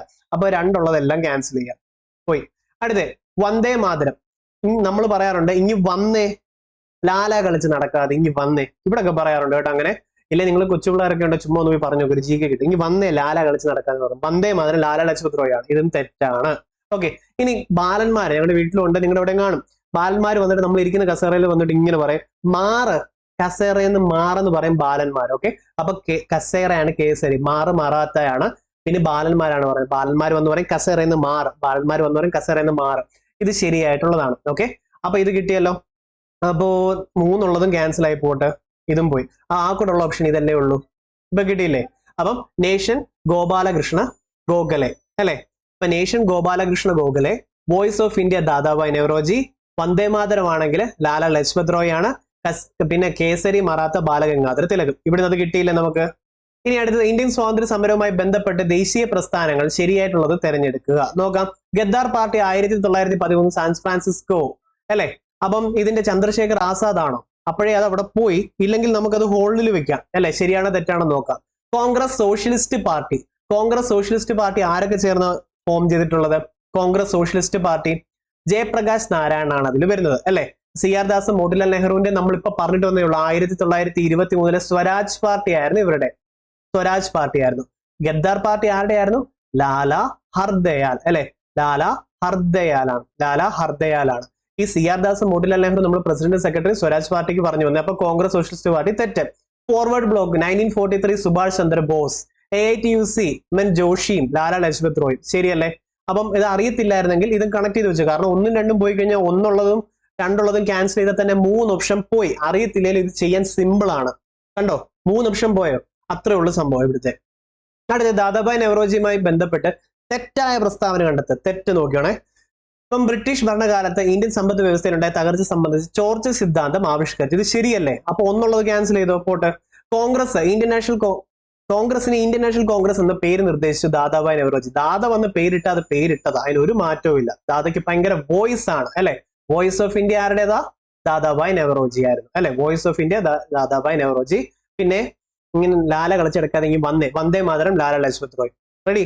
അടുത്ത ഇന്ത്യയുടെ വന്ധ്യവയോധികൻ എന്നും അറിയപ്പെടും. ശരിയല്ലേ? INCയുടെ ആദ്യ പ്രസിഡന്റ് ആരാ? WC ബാനർജി ആയിരുന്നു. അപ്പൊ 4ആണ് ഈ കൂട്ടത്തില് തെറ്റായിട്ടുള്ളത്. ഇത് സിമ്പിൾ ആയിരുന്നല്ലോ. ഓക്കെ, അടുത്തത് സ്വാതന്ത്ര്യാനന്തര ഇന്ത്യയിലെ വിദ്യാഭ്യാസ കമ്മീഷനുകളെ സംബന്ധിച്ച് ശരിയായിട്ടുള്ള പ്രസ്താവനകൾ കണ്ടെത്തുക. നമുക്ക് ശരിയായിട്ടുള്ളത് മാത്രം മതി ഇവിടെ. ശരിയായിട്ടുള്ളത് നമുക്ക് നോക്കാം. അപ്പോ operation black board, doctor Radhakrishnan commission, അതൊക്കെ അവിടെ നിൽക്കണം. നമുക്ക് അറിയാവുന്നതിലോട്ട് ആദ്യം പോകണം. ഇത് നല്ലപോലെ അറിയാമെങ്കിൽ അതങ്ങ് ചെയ്തോ. സെക്കൻഡറി വിദ്യാഭ്യാസ മേഖലയെക്കുറിച്ച് പഠനം, ഡോക്ടർ ലക്ഷ്മണ സ്വാമി മുതലിയാർ കമ്മീഷൻ. 2022-ലും 23-ലും ഇത് എത്ര തവണ ചോദിച്ചെന്നറിയാം? റിപ്പീറ്റഡാ അല്ലെ. അപ്പൊ സെക്കൻഡറി വിദ്യാഭ്യാസ മേഖല ലക്ഷ്മണ സ്വാമി മുതലിയാർ. ഓക്കെ, സെക്കൻഡറി വിദ്യാഭ്യാസമാണെങ്കിൽ ലക്ഷ്മണ സ്വാമി മുതലിയാർ. പിന്നെ 10, +2, +3 മാതൃകയിലെ വിദ്യാഭ്യാസമാണെങ്കിലോ കൊത്താരി കമ്മീഷനുമാണ്. ഇത്രയും സെറ്റ് അല്ലേ അത്? ഓക്കെ ആണോ? പക്ക അല്ലേ അത്? അപ്പൊ 2, 3 എന്തായാലും ശരിയാ. 2, 3 കൂടെ ഉള്ളത് ഓക്കെ. പിന്നെ ഇവിടെ 1, 2, 3, 4 കിടപ്പുണ്ട്. ഇനി അതുണ്ടോ എന്ന് നോക്കണം. യൂണിവേഴ്സിറ്റി ഗ്രാൻഡ് കമ്മീഷൻ രൂപീകരിച്ചത് 86-ലാണോ? അല്ലേ? ആണോ? തെറ്റ്. 1-ാം പഞ്ചവത്സര പദ്ധതിയിലായിരുന്നു. അപ്പൊ ഇത് തെറ്റാ. 4ഉള്ളതും പോയി, എല്ലാം ശരിയാന്നുള്ളതും അപ്പോഴേ പോയി. ഇങ്ങനെ കിട്ടും. ഇത് എലിമിനേഷനോട് ഉപയോഗിച്ച് അറിയാവുന്ന GK വെച്ച് ഇങ്ങനെ ചെയ്യാൻ പറ്റും. മനസ്സിലായാലും ഒന്നുകൂടെ ബാക്ക് അടിച്ച് കാണണം. ആദ്യമായിട്ടുള്ളവരുണ്ടെങ്കിൽ ഇത് ഇച്ചിരി ഡിഫിക്കൽട്ട് ക്വസ്റ്റ്യൻ പേപ്പർ ആയിട്ടാണ് ആൾക്കാർ പറയുന്നത്. നമുക്കത് വലിയ പ്രശ്നമൊന്നുമില്ല. ഇത് പ്രാക്ടീസ് ചെയ്ത് പോയാൽ നമുക്ക് എക്സാം എളുപ്പം എഴുതാം. ഇത് ഫേസ് ചെയ്യാൻ പറ്റാതെ ചിലർ സ്കിപ്പ് അടിക്കുവാണെങ്കിൽ അല്ലെങ്കിൽ ക്വിറ്റ് ചെയ്യുവാണെങ്കിൽ എക്സാമിന് പോയിരിക്കുമ്പോൾ ഇതൊന്ന് എന്ത് ചെയ്യും? നമ്മളെല്ലാത്തിനും വേസ്റ്റ് കേസ് സിനാറിയോയ്ക്ക് വരെ നമ്മൾ റെഡി ആവുക. പക്ഷെ ഇതൊന്നും വേസ്റ്റ് കേസ് അല്ല, ഇതെല്ലാം സിമ്പിൾ സംഭവങ്ങളാണ്. ഇനി നിങ്ങൾക്ക് സിമ്പിൾ അല്ലെന്ന് തോന്നുന്നുണ്ട് എന്തോ ആ കുരങ്ങനെ ഒന്ന് ഇടയ്ക്ക് നോക്കിയാൽ മതി. ഇല്ലെങ്കിൽ ആ അണ്ണനല്ല മൊയലിനെ നോക്കിയാൽ മതി. അപ്പൊ കുറച്ചൊക്കെ ഒരു സിംപ്ലിസിറ്റി തോന്നട്ടെ, കിട്ടുമെന്നേ. പിന്നെ ഓപ്പറേഷൻ ബ്ലാക്ക് ബോർഡും തെറ്റാണ്. അപ്പൊ ഇതില് 2, 3 അല്ലേ? അത് കിട്ടിയില്ലേ? അടുത്തതിലോട്ട് പോവാം. താഴെ തന്നിരിക്കുന്ന പ്രസ്താവനയിൽ ശരിയായിട്ടുള്ളത് കണ്ടെത്തുക. ഓക്കെ, ശരിയായിട്ടുള്ളത് നോക്കാം. അരുൺ ആസിഫ് അലി, ക്വിറ്റ് ഇന്ത്യ സമരത്തിലെ സജീവ പ്രവർത്തകർ, സമര നായിക. നമ്മൾ കുറച്ചു മുമ്പ് പറഞ്ഞില്ലേ? 1 ശരിയാണ്. മാഡം ഭിഖാജി കാമ അന്താരാഷ്ട്ര വേദിയിൽ ഇന്ത്യയുടെ ത്രിവർണ്ണ പതാക ആദ്യമായി ഉയർത്തി 1907 സ്റ്റഡ്ഗാർഡ്, ജർമ്മനിയിലായിരുന്നു അത്. പണ്ഡിറ്റ് രമാഭായി ശാരദാ സദൻ സ്ഥാപിച്ചു. ശരിക്കും പറഞ്ഞ SCRT-യിൽ ഒരു ഭാഗത്തുനിന്ന് മാത്രം ഇട്ട് ക്വസ്റ്റ്യൻസ് ചെയ്തല്ല, കണ്ടില്ലായിരുന്നു നിങ്ങൾ അല്ലെ? ഓക്കെ, അപ്പോൾ ഇതിൽ പറഞ്ഞിട്ടുള്ളവയെല്ലാം ശരിയാണ്. അടുത്തതിലോട്ട് പോകുക. താഴെ പറഞ്ഞ വസ്തുതകളിൽ ശരിയായിട്ടുള്ളത് കണ്ടെത്തുക. 1789 ടിപ്പു സുൽത്താന് കേരളം ആക്രമിക്കുന്നു അല്ലെ. 1789, അത് ശരിയാണ്. ഇനി ശങ്കരാചാര്യർ ജനിച്ച വർഷം 788. ഓക്കെ, 788 അറിയത്തില്ല, അത് അവിടെ നിൽക്കുക അല്ലെ. അടുത്തത് കൂനിൻകുരിശ് സത്യപ്രതിജ്ഞ അറിയാം. കൂനിൻകുരിശ് സത്യപ്രതിജ്ഞ ആണെങ്കിൽ 1653 ഇത് നമ്മൾ കുറെ ഹിസ്റ്ററി പറഞ്ഞിട്ടുള്ളത് കൊണ്ട് ഇതറിയാം. അപ്പൊ ആദ്യമായിട്ട് ഇത് കേൾക്കുന്നവരുണ്ട്, നിങ്ങൾ പേടിക്കേണ്ട, ഇത് റിപ്പീറ്റഡ് ചോദ്യം ഇമ്പോർട്ടന്റ് കേട്ടോ. കൂനിൻകുരിശ് പ്രതിജ്ഞ 1653. ഓക്കെ. അടുത്ത 1341 വെള്ളപ്പൊക്കം അല്ലെ. 1341 വെള്ളപ്പൊക്കം നമ്മളത് ബോക്സ് ആക്കി പലതവണ വരച്ചിട്ടുള്ളത്. വെള്ളപ്പൊക്കത്തിനെ തുടർന്ന് മുസിരിസ് തുറമുഖം അപ്രത്യക്ഷിതമാകുകയും കൊച്ചി തുറമുഖം രൂപം കൊള്ളുകയും ചെയ്തു. ശരിയല്ലേ? അപ്പൊ 1ഉം 4ഉം വരുന്നുണ്ട്. 1ഉം 4ഉം ഉള്ളത് വേറെ ഏതൊക്കെയുണ്ട്? ഇതും വരും അല്ലെ. അതിൽ എന്തായാലും എല്ലാം ശരി എന്നുള്ളത് വരത്തില്ല, കാരണം 3 ഇവിടെ തെറ്റാന്ന് പറഞ്ഞു. 3 ഇവിടെ പോയി, ഇതും പോയല്ലോ, പോയി. അപ്പൊ ഇതിൽ ഏതൊക്കെ വരും? 1, 2, 4. ഇനി ഇത് അറിയത്തില്ലെങ്കിൽ ഇത് പഠിച്ചോ. ഞാൻ ഇങ്ങനെ പറയുന്നതൊന്നും വെച്ചിട്ട് ഇതെല്ലാം അങ്ങനെ ചെയ്യാൻ പറ്റുമെന്നല്ല. എക്സാമിന് പോയിരിക്കുമ്പോൾ നമ്മൾ ഈ പറയുന്ന മൈൻഡ് സെറ്റേ അല്ല കേട്ടോ, ഈ മൈൻഡ് സെറ്റേ അല്ല. അതുകൊണ്ട് ഇതിപ്പോ പഠിച്ചു വെച്ചാണ്. 1789 ടിപ്പു സുൽത്താൻ കേരളം ആക്രമിച്ചു. 788 ശങ്കരാചാര്യ ജനിച്ചു. കുനിൻകുരിശ് സത്യപ്രതിജ്ഞ 1653. 1341 മുസിരിസ് തുറമുഖം നശിച്ചു പോവുകയും കൊച്ചി തുറമുഖം രൂപം കൊള്ളുകയും ചെയ്തു. ഓക്കെ അല്ലേ? ഇനി അടുത്തത് കേരളത്തെ സംബന്ധിച്ച പ്രസ്താവനയിൽ ശരിയല്ലാത്തത് കണ്ടെത്തുക. നോക്കാം. തീരപ്രദേശം ഇല്ലാത്ത ജില്ലകളാണ് ഇടുക്കി, വയനാട്, കോട്ടയം, പാലക്കാട്, പത്തനംതിട്ട. ഓക്കെ, ഇവിടെ തീരപ്രദേശം ഇല്ല. പക്ഷെ ഞങ്ങളുടെ MLA പറഞ്ഞായിരുന്നു ഇത്തവണ പത്തനംതിട്ട ജില്ലയിലോട്ട് കടലിനുള്ള ഒരു അനുമതി കിട്ടിയിട്ടുണ്ടെന്ന്. അതെന്തായാലും ഈ ഒരു കാലഘട്ടം തീരുന്നതിന് മുന്നേ അത് വരാനും ചാൻസ് ഉണ്ട് കേട്ടോ. അപ്പൊ ഇതിൽ ചിലപ്പോൾ ഒഴിവായെന്നിരിക്കും. കാര്യമായിട്ട് പറഞ്ഞതല്ല, ഇനി അത് GK കൂട്ടിക്കൊഴിക്കല്ലേ, ചുമ്മാ പറഞ്ഞത്. അപ്പൊ തീരപ്രദേശം ഇല്ലാത്ത ജില്ലകളെ ഇടുക്കി, വയനാട്, കോട്ടയം, പാലക്കാട്, പത്തനംതിട്ട. ഇനി ഏറ്റവും കൂടുതൽ ഗ്രാമപഞ്ചായത്തുകളുള്ള ജില്ല തിരുവനന്തപുരം അല്ല, മലപ്പുറമാണ് അല്ലെ. ഗ്രാമപഞ്ചായത്തുകൾ കേരളത്തിൽ എത്രയുണ്ട്? 941 എണ്ണം ഉണ്ട് അല്ലെ. ഏറ്റവും കൂടുതലുള്ള എവിടെയാ? മലപ്പുറം. ഇനി സപ്തഭാഷ സംഗമ ഭൂമി എന്നറിയപ്പെടുന്ന കാസർഗോഡ് അല്ലെ. യക്ഷഗാനം, പിന്നെ ഒരെണ്ണം കൂടെ ഉണ്ടല്ലോ, അലാമിക്കളി അല്ലെ. അതുകൂടെ നമ്മൾ കഴിഞ്ഞ ക്വസ്റ്റ്യൻ പേപ്പറിൽ കണ്ടതാണ്. ഈ രണ്ടെണ്ണം അതും എവിടെയാ? കാസർഗോഡാണ്. അപ്പൊ സപ്തഭാഷ സംഗമ ഭൂമി എന്നറിയപ്പെടുന്നതും കാസർഗോഡാണ്. കേരളത്തിലെ ഏക കണ്ടോൺമെന്റ് കണ്ണൂർ. റിപ്പീറ്റഡ് ചോദ്യം. അപ്പൊ ഈ കൂട്ടത്തിൽ തെറ്റായിട്ടുള്ളത് ഏതാ? 2 മാത്രമാണ്. അടുത്തത് നോക്കാം. കേരളത്തിലെ കായലുകളെ സംബന്ധിച്ച പ്രസ്താവനയിൽ ശരിയായിട്ടുള്ളത് ഏതാണ്? നമുക്ക് പഠിക്കാം. കൊല്ലം മുതൽ വടക്കോട്ട് 8 ശാഖകളായി സ്ഥിതി ചെയ്യുന്ന കായലാണ് വേമ്പനാട്ട് കായൽ. എനിക്കറിയത്തില്ല, കേട്ടിട്ടുമില്ല. അപ്പൊ ഞാൻ അടുത്തതിലോട്ട് വായിക്കാം. വേമ്പനാട്ട് കായലിൽ, പുന്നമട കായലിൽ പ്രസിദ്ധമായിട്ടുള്ള നെഹ്റു ട്രോഫി വള്ളംകളി നടക്കുന്നു അല്ലെ. വേമ്പനാട്ട് കായൽ, പുന്നമട കായലിൽ നെഹ്റു ട്രോഫി. പുന്നാര നെഹ്റു അത് ഓർത്തോണേ. പുന്നാര നെഹ്റു. പിന്നെ അതേപോലെ വെള്ളായണി കായലിൽ ഓർമ്മയുണ്ടോ? വെള്ളായണി, അയ്യങ്കാളി ബോട്ട് റേസ് അല്ലെ. അതേപോലെ അഷ്ടമുടി പ്രസിഡന്റിന് ഇഷ്ടമാ. അഷ്ടമുടിയിലെ പ്രസിഡന്റ് ട്രോഫി വള്ളംകളി. ഇത്രയും മറക്കരുത്, പഠിച്ചോണം. ഇതെല്ലാം റിപ്പീറ്റഡ് ചോദ്യം. നീണ്ടകര അഴിമുഖം അഷ്ടമുടി കായലിനെ അറബിക്കടലുമായി ബന്ധിപ്പിക്കുന്നു. ഓക്കെയാണ് ഇത് ഇത്രയും അല്ലെ. ഓക്കെ, ഇതും ശരിയാണ്.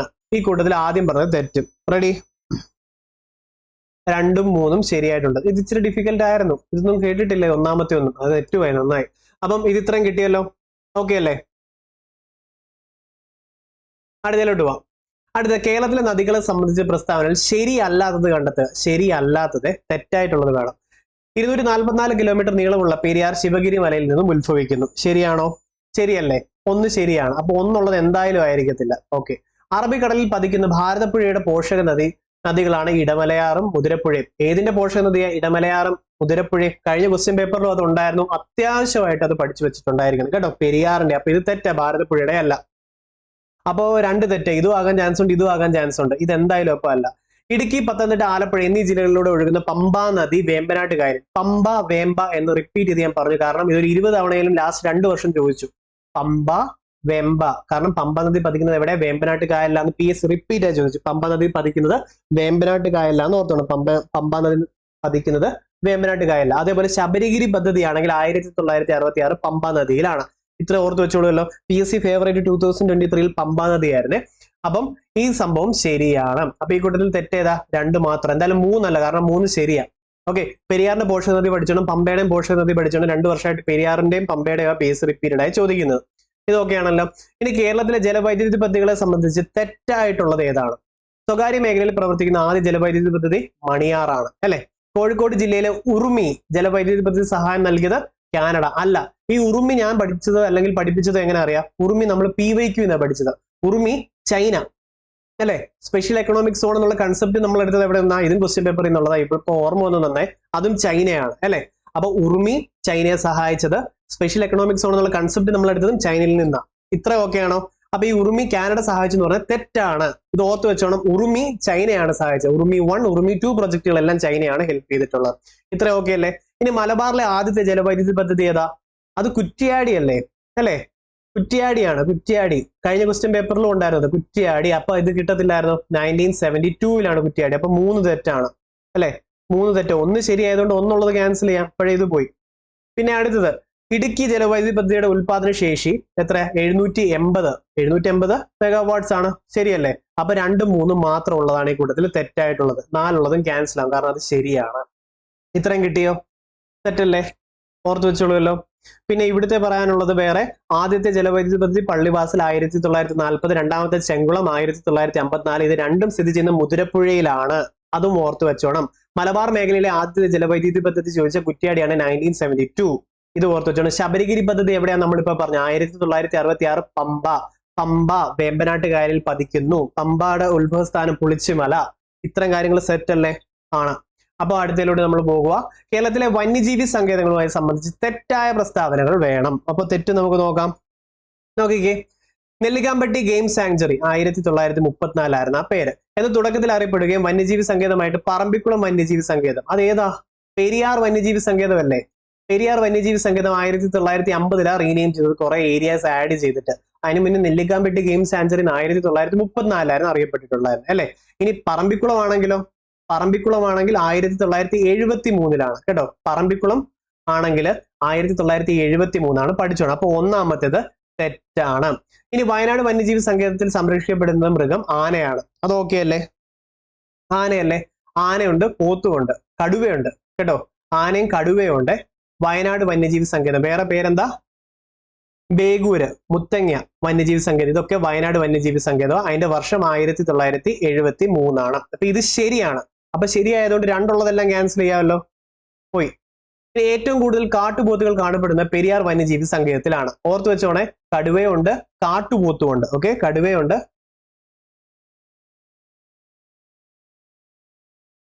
നോക്കിയോട്ടെ. പെരിയാർ വന്യജീവി സങ്കേതത്തില് കടുവ. അത് ഓർത്ത് വെച്ചോണം. പെരിയാർ ടൈഗർ റിസർവ് ആക്കിയ 1978. കാട്ടുപോത്തുകളല്ല അവിടെ കൂടുതലായിട്ടുള്ളത്. അപ്പൊ ഇത് തെറ്റാണ്. തെന്മല എക്കോ ടൂറിസം പദ്ധതി ചെന്തുരുണി വന്യജീവി സങ്കേതത്തിലാണ് സ്ഥിതി ചെയ്യുന്നത്. ഇത് ശരിയല്ലേ? ഓക്കെ അല്ലേ?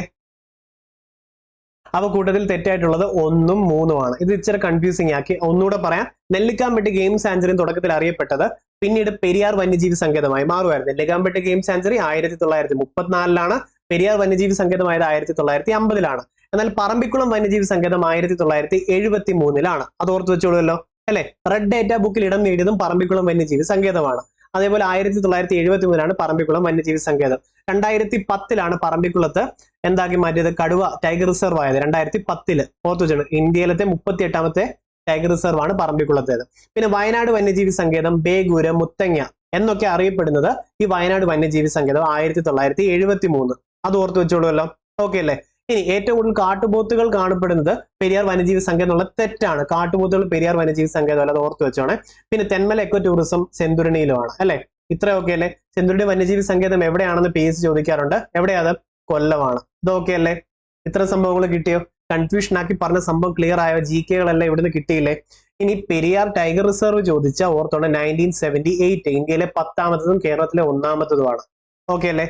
പിന്നെ പറമ്പിക്കുളം ആണെങ്കിലോ 2010 ഇന്ത്യയിലെ 38ാമത്തതുമാണ്. ഇത്ര ഓർത്ത് വെച്ചോണേ. സെറ്റ്. അപ്പൊ നമുക്ക് അടുത്തതിലോട്ട് പോവാം. കേരളത്തിലെ ദേശീയോദ്യാനങ്ങളെ സംബന്ധിച്ച് ശരിയായ പ്രസ്താവന കണ്ടെത്തുക. ലോക പൈതൃക പട്ടികയിൽ ഉൾപ്പെടുത്തിയ ദേശീയോദ്യാനങ്ങളാണ് ഇരവികുളം ദേശീയോദ്യാനം. ഈ ഇരവികുളം ആദ്യമേ വന്യജീവി സങ്കേതമാക്കി 1975. പിന്നെന്താക്കി? നാഷണൽ പാർക്ക് ആക്കി മാറ്റിയത് 1978.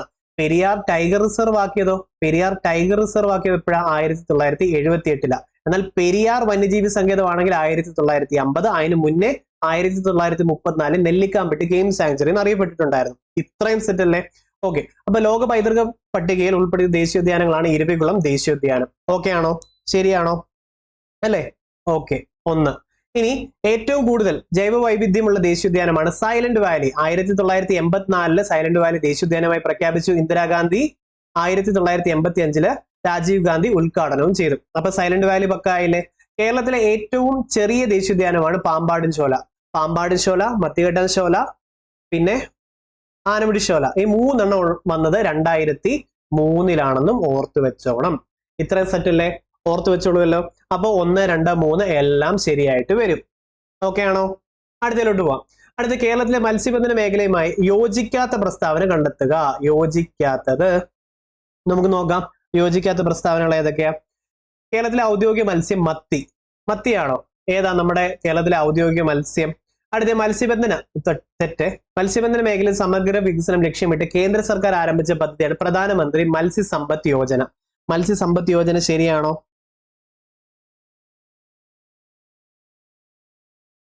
ശരിയാണ്. ഓക്കെ, ആഡ് ചെയ്ത് ഇതോടുകൂടി പഠിച്ചോണം കേട്ടോ. ഡിഫിക്കൽട്ട് ആയിരുന്നു ഇത്. ഇനി കൊച്ചി വാട്ടർ മെട്രോയുടെ ഭാഗ്യചിഹ്നമാണ് ജൻഗു. ജംഗു എന്താ? ജംഗു. ജംഗുവിനെ നമുക്ക് അടുത്ത ക്ലാസ്സിൽ കൊണ്ടുവരാം. അപ്പൊ ജംഗുവിനെ ഞാൻ അടുത്ത ക്ലാസ്സിൽ കാണിച്ചു തരാം കേട്ടോ. ജംഗു ശരിയാണ്. ഇനി കേരള മത്സ്യബന്ധന സമുദ്ര ഗവേഷണ സർവകലാശാല കുഫോസ് തിരുവനന്തപുരത്ത് സ്ഥിതി ചെയ്യുന്നു. ഇത് ശരിയാണോ? ഇതും തെറ്റല്ലേ? അപ്പം ഓർത്ത് വെച്ചോണം, 1ഉം 4ഉം ആണ് ഇതിൽ യോജിക്കാത്തത്. ഇവിടുന്ന് ആഡ് ചെയ്ത് പഠിച്ചോ. ഈ ഒരു ക്വസ്റ്റ്യൻ നല്ല ഡിഫിക്കൽട്ട്, അതുകൊണ്ട് തന്നെ കട്ട് ഓഫ് ആ ഭാഗത്തൊന്നും മൊത്തത്തിൽ കുറയാൻ കാരണം ഈ ഒരു ക്വസ്റ്റ്യൻ പേപ്പർ ആയിരുന്നു. അപ്പൊ മത്സ്യബന്ധന മേഖലയുമായി യോജിക്കാത്ത പ്രസ്താവനകൾ ഓർത്തോണം. കേരളത്തിലെ ഔദ്യോഗിക മത്സ്യം മത്തി എന്നുള്ളത് തെറ്റായി പോയത് കൊണ്ടാണ് ഈ 1 ഇല്ലാത്തതെല്ലാം ക്യാൻസൽ ചെയ്ത് കളയാൻ. അപ്പോഴേ 2 പോയിട്ടുണ്ടായിരുന്നു. ഓക്കെ അല്ലേ? ഇനി അടുത്തതിലോട്ട് പോവാം. 49ാമത്തെ ചോദ്യം. GV രാജ അല്ലെ, ഗോദവർമ്മ രാജ സംബന്ധിച്ച് ശരിയായിട്ടുള്ള പ്രസ്താവന കണ്ടെത്തുക. കേരള സ്പോർട്സ് കൗൺസിലിന്റെ സ്ഥാപക പ്രസിഡന്റ്. ശരിയാണോ? അല്ലെ? ആണ്. ഒക്ടോബർ 13 ഇദ്ദേഹത്തിന്റെ ജന്മദിനമാണ്. അങ്ങ് കേരള സർക്കാർ സംസ്ഥാന കായിക ദിനമായിട്ട് ആചരിക്കുന്നു. റിപ്പീറ്റഡ് ചോദ്യമാണിത്. അപ്പൊ GV രാജ റിപ്പീറ്റഡ് ഇവിടുന്ന് പഠിച്ചോണം. പിന്നെ കേരള വിനോദസഞ്ചാരത്തിന്റെ പിതാവ്. കേരള വിനോദസഞ്ചാരത്തിന്റെ പിതാവ് ആരാ? GV രാജയാണ്. തിരുവനന്തപുരത്തെ വിമാനത്താവളത്തിന്റെ വികസനത്തിന് വേണ്ടി യത്നിച്ച വ്യക്തിയുമാണ്. ഈ കൂട്ടത്തിൽ പറഞ്ഞതെല്ലാം ശരിയാണ്. ഇവിടുന്ന് ഈ GK പഠിച്ചിട്ട് പോണം. ഇനി ഇത് വന്നാൽ നമുക്ക് കിട്ടണം കേട്ടോ. ഇനി ഒളിമ്പിക്സും കേരളവും സംബന്ധിച്ച പ്രസ്താവനയിൽ ശരിയായിട്ടുള്ളത് കണ്ടെത്തുക. നമുക്ക് നോക്കാം. ഏതാ? ഒളിമ്പിക്സിൽ പങ്കെടുത്ത ആദ്യ മലയാളി വനിത ഷൈനി വിൽസൺ ആണ്. ആണോ? തെറ്റല്ലേ? അപ്പം 1 ക്യാൻസൽ ആയി പോട്ടെ. എല്ലാം ശരിയാണെന്ന് പറഞ്ഞാൽ 1, 2, 3. അപ്പൊ ഇതും പോത്തില്ലേ? പോയി. അപ്പോഴേ കിട്ടി ശരിയായിട്ടുള്ള പ്രസ്താവനകൾ. അന്ന് അത് രണ്ടുകൂടെ വായിച്ച് പഠിച്ചിട്ട് പോവാം. ഒളിമ്പിക്സിൽ മെഡൽ നേടുന്ന 2ാമത്തെ മലയാളി PR ശ്രീജേഷ് ആണ്. ഓക്കെ. KT ഇർഫാൻ ടോക്കിയോ ഒളിമ്പിക്സിൽ അത്ലറ്റിക്സിന്റെ റേസ് വോക്കിംഗ് ഇനത്തിൽ യോഗ്യത നേടി. ഇത് ഓക്കെ അല്ലേ? അതേപോലെ PT ഉഷയ്ക്ക് ഡോക്ടറേറ്റ് കൊടുത്തിട്ടുള്ള യൂണിവേഴ്സിറ്റി അറിയാമോ? Central university of Kerala. അത് ഓർത്ത് വെച്ചോണം. വേറൊരു ക്വസ്റ്റ്യൻ പേപ്പർ ഞാൻ കണ്ടതാണ്. PT ഉഷയ്ക്ക് ഡോക്ടറേറ്റ് കൊടുത്തത് ആദ്യമായിട്ട്. ഓക്കെ. ഇനി മന്നത്ത് പത്മനാഭനെ സംബന്ധിച്ച് ശരിയായ പ്രസ്താവന. ഇനി കുറെ നവോത്ഥാനോ സിമ്പിളോ. ശരിയായിട്ടുള്ള പ്രസ്താവന നോക്കാം. 1947 മുതുകുളം പ്രസംഗം റിപ്പീറ്റഡ് PYQ. മുതുകുളം പ്രസംഗവുമായി ബന്ധപ്പെട്ട സാമൂഹ്യ പരിഷ്കർത്താവ്. 59 വിമോചന സമരത്തിന് നേതൃത്വം നൽകി പിന്നീട് ഭാരത കേസരിയായി മാറി. ഭാരത കേസരി എന്നറിയപ്പെടുന്ന നവോത്ഥാന നായകനാണ്. 35 കോഴഞ്ചേരി പ്രസംഗം C കേശവനാണ്. നിവർത്തന പ്രക്ഷോഭവുമായി ബന്ധപ്പെട്ട് 35 പ്രസംഗമാണ് ഈ കോഴഞ്ചേരി പ്രസംഗം. അത് C കേശവനാണെന്ന് ഓർത്തു വെച്ചോണം. ഓക്കെ അല്ലേ? അപ്പോ ഏതൊക്കെ വരും? 1ഉം 2ഉം 3ഉം ആണ് ശരിയായിട്ടുള്ളത്. മുതുകുളം പ്രസംഗം 1947. ഇപ്പൊ പഠിച്ചു. മുതുകുളം പ്രസംഗം 1947. ഓക്കെ.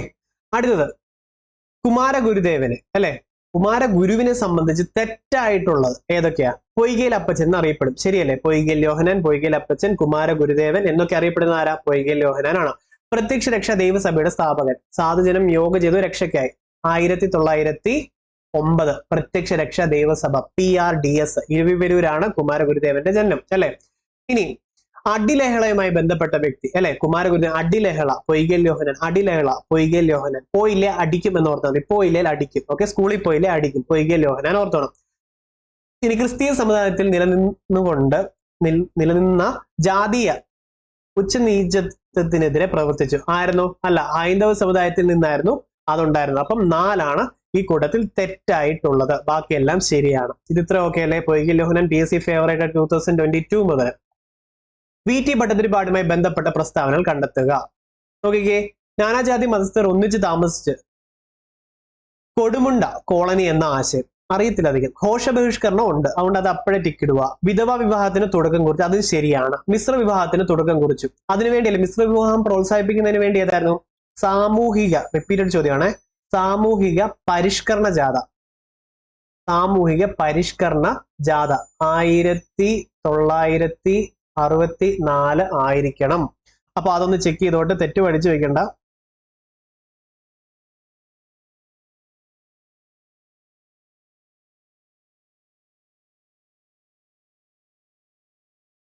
68 കേട്ടോ, 1968 സാമൂഹ്യ പരിഷ്കരണ ജാഥ ഓർത്തു വെച്ചോണം. ഓക്കെ അല്ലേ? വി ടി ഭട്ടതിരിപ്പാടിന്റെ ഇനിയുണ്ട്, വി ടി ഭട്ടതിരിപ്പാടിന്റെ പിന്നെ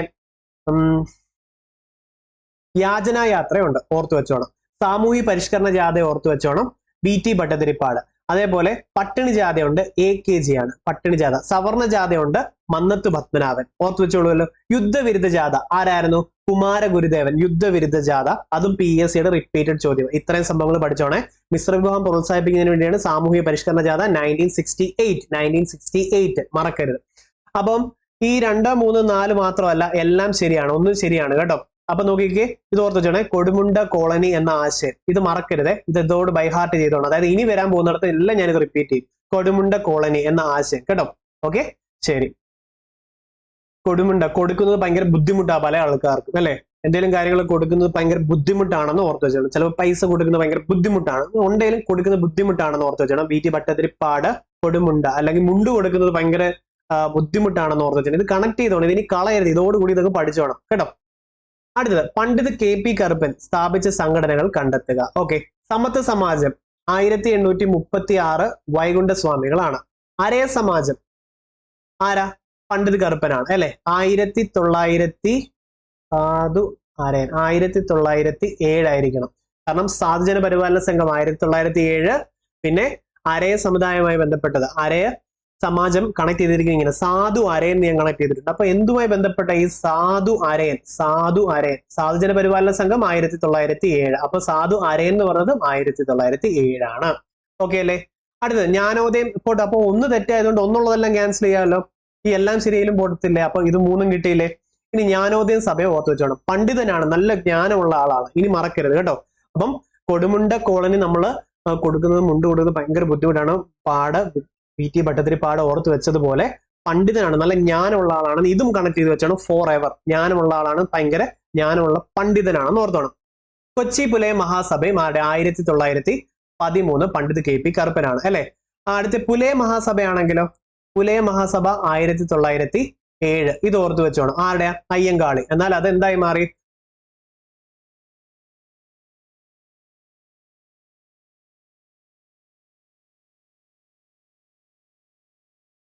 പറഞ്ഞു വന്നതിൽ ഒരു മിസ്റ്റേക്ക് ഉണ്ടായിരുന്നേ, ഇതൊന്ന് നോക്കിക്കേ, ഒന്ന് ക്ലിയർ ആക്കട്ടെ. കുറച്ചുപേർ ഈ സമയം പൂച്ചയും കളിപ്പിച്ചുകൊണ്ടിരുന്നതാണ് അല്ലെ. നോക്കിയേ, സാധുജന പരിപാലന സംഘം 1907. ആ സാധു അരയൻ പറഞ്ഞപ്പോഴാ അതും പറഞ്ഞേ. എന്നാൽ അത് മാറി എന്തായി? പുലയ മഹാസഭയായി മാറി. പുലയ മഹാസഭ അയ്യങ്കാളി 1938. ഇത് ഓർത്ത് വെച്ചോണം. അപ്പൊ സാധു അരയൻ എന്ന് പറഞ്ഞത് സാധുജന പരിപാലന സംഘം അരയ സമാജം 1907 ആണ്. സാധു അരയൻ ഓക്കെ 1907. അരയ സമാജം 1907. ഓക്കെ, അപ്പൊ ഇത് ഓർത്ത് വെച്ചോണം. ഇനി സാധുജന പരിപാലന സംഘം അയ്യങ്കാളിയുടെ 1907 തുടങ്ങിയത് 1938 പുലയ മഹാസഭയായി മാറി. ഇനി കേരള പുലയ മഹാസഭയുണ്ട്, ചാത്തൻ മാസ്റ്ററിന്റെ 1970.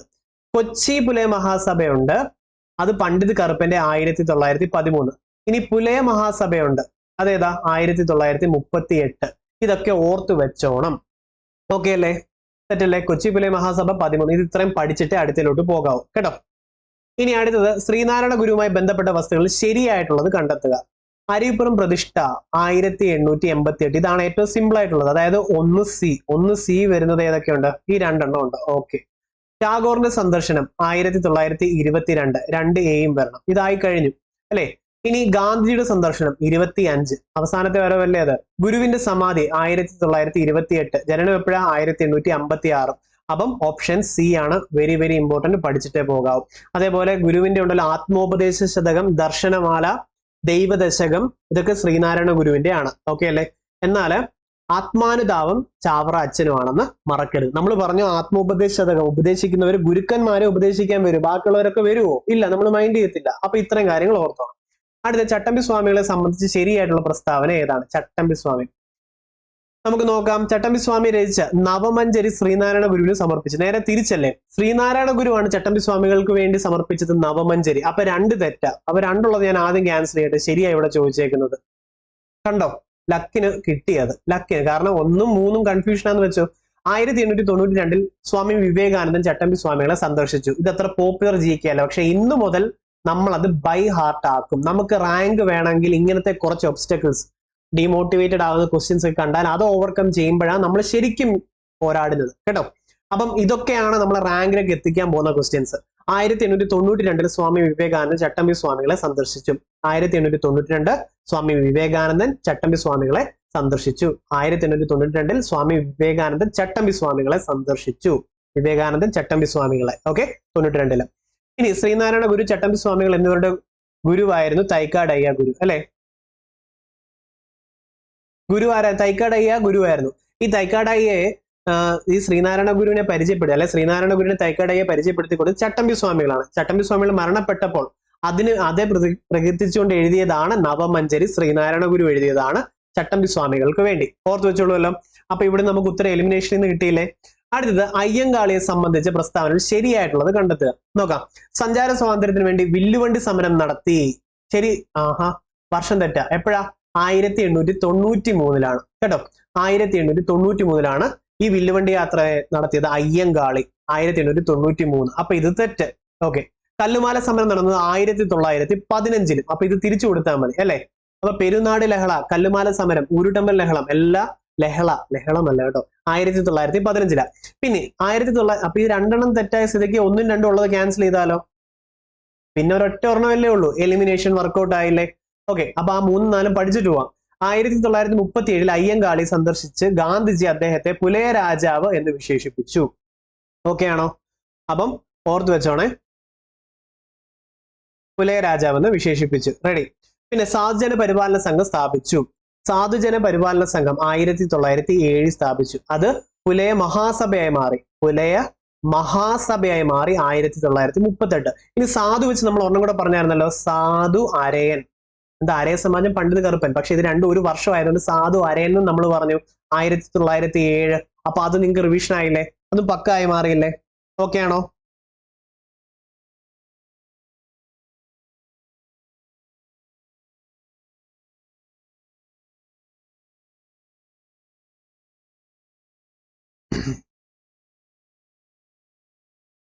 ഞാൻ കുറച്ചു മുമ്പ് പറഞ്ഞതിൽ ഒരു മിസ്റ്റേക്ക് എനിക്ക് ഇപ്പോൾ ഓർമ്മ വന്നു. എന്താ പറയാ, അവസാനത്തെ വരവല്ലായിരുന്നു ശ്രീനാരായണ ഗുരുവിനെ കാണാൻ എന്ന് പറഞ്ഞത്. ഞാൻ ഉദ്ദേശിച്ച സംഭവം തെറ്റിപ്പോയി. ഗാന്ധിജി കേരളത്തിൽ വന്നത് 5 തവണയാണ് അല്ലെ. ഏതൊക്കെ വർഷങ്ങളായിരുന്നു?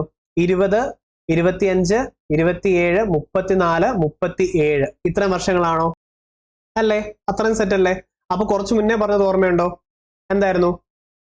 1892 നോക്കിക്കേ, സ്വാമി വിവേകാനന്ദൻ ചട്ടമ്പി സ്വാമികളെ സന്ദർശിച്ചു. ഇത് മറക്കരുത്. ശ്രീനാരായണ ഗുരു അവസാനമായി വിസിറ്റ് ചെയ്തു എന്ന് ഞാൻ പറഞ്ഞത് തിരുത്തിയേക്കണം കേട്ടോ. ഗാന്ധിജിയുടെ കേരള സന്ദർശനം 20, 25, 27, 34, 37 ആണ്. അതിൽ 37 അയ്യങ്കാളിയെ സന്ദർശിച്ചു. 37 അയ്യങ്കാളിയെ സന്ദർശിച്ചു. ഓർത്തു വെക്കണേ, മറക്കരുതേ. ഓക്കെ. അപ്പൊ തെറ്റി പറഞ്ഞ തിരുത്തുവാണ്. അപ്പൊ 37 ആയിരുന്നു അവസാന വരവ്. 20, 25, 27, 34, 37. ഇപ്പൊ പക്കായി. ഓക്കെ ആയല്ലേ? അപ്പൊ സെറ്റ് ആണല്ലോ. ഓർത്തു വെച്ചോണം. ഇനി തിരുവിതാംകൂറിൽ നടന്ന രാഷ്ട്രീയ പ്രക്ഷോഭങ്ങളെ സംബന്ധിച്ച് ശരിയായിട്ടുള്ളത് കണ്ടെത്തുക. നോക്കാം. 1891 പൽപുവിന്റെ നേതൃത്വത്തിൽ ഇഴവ മെമ്മോറിയൽ. 1891 ഏതായിരുന്നു?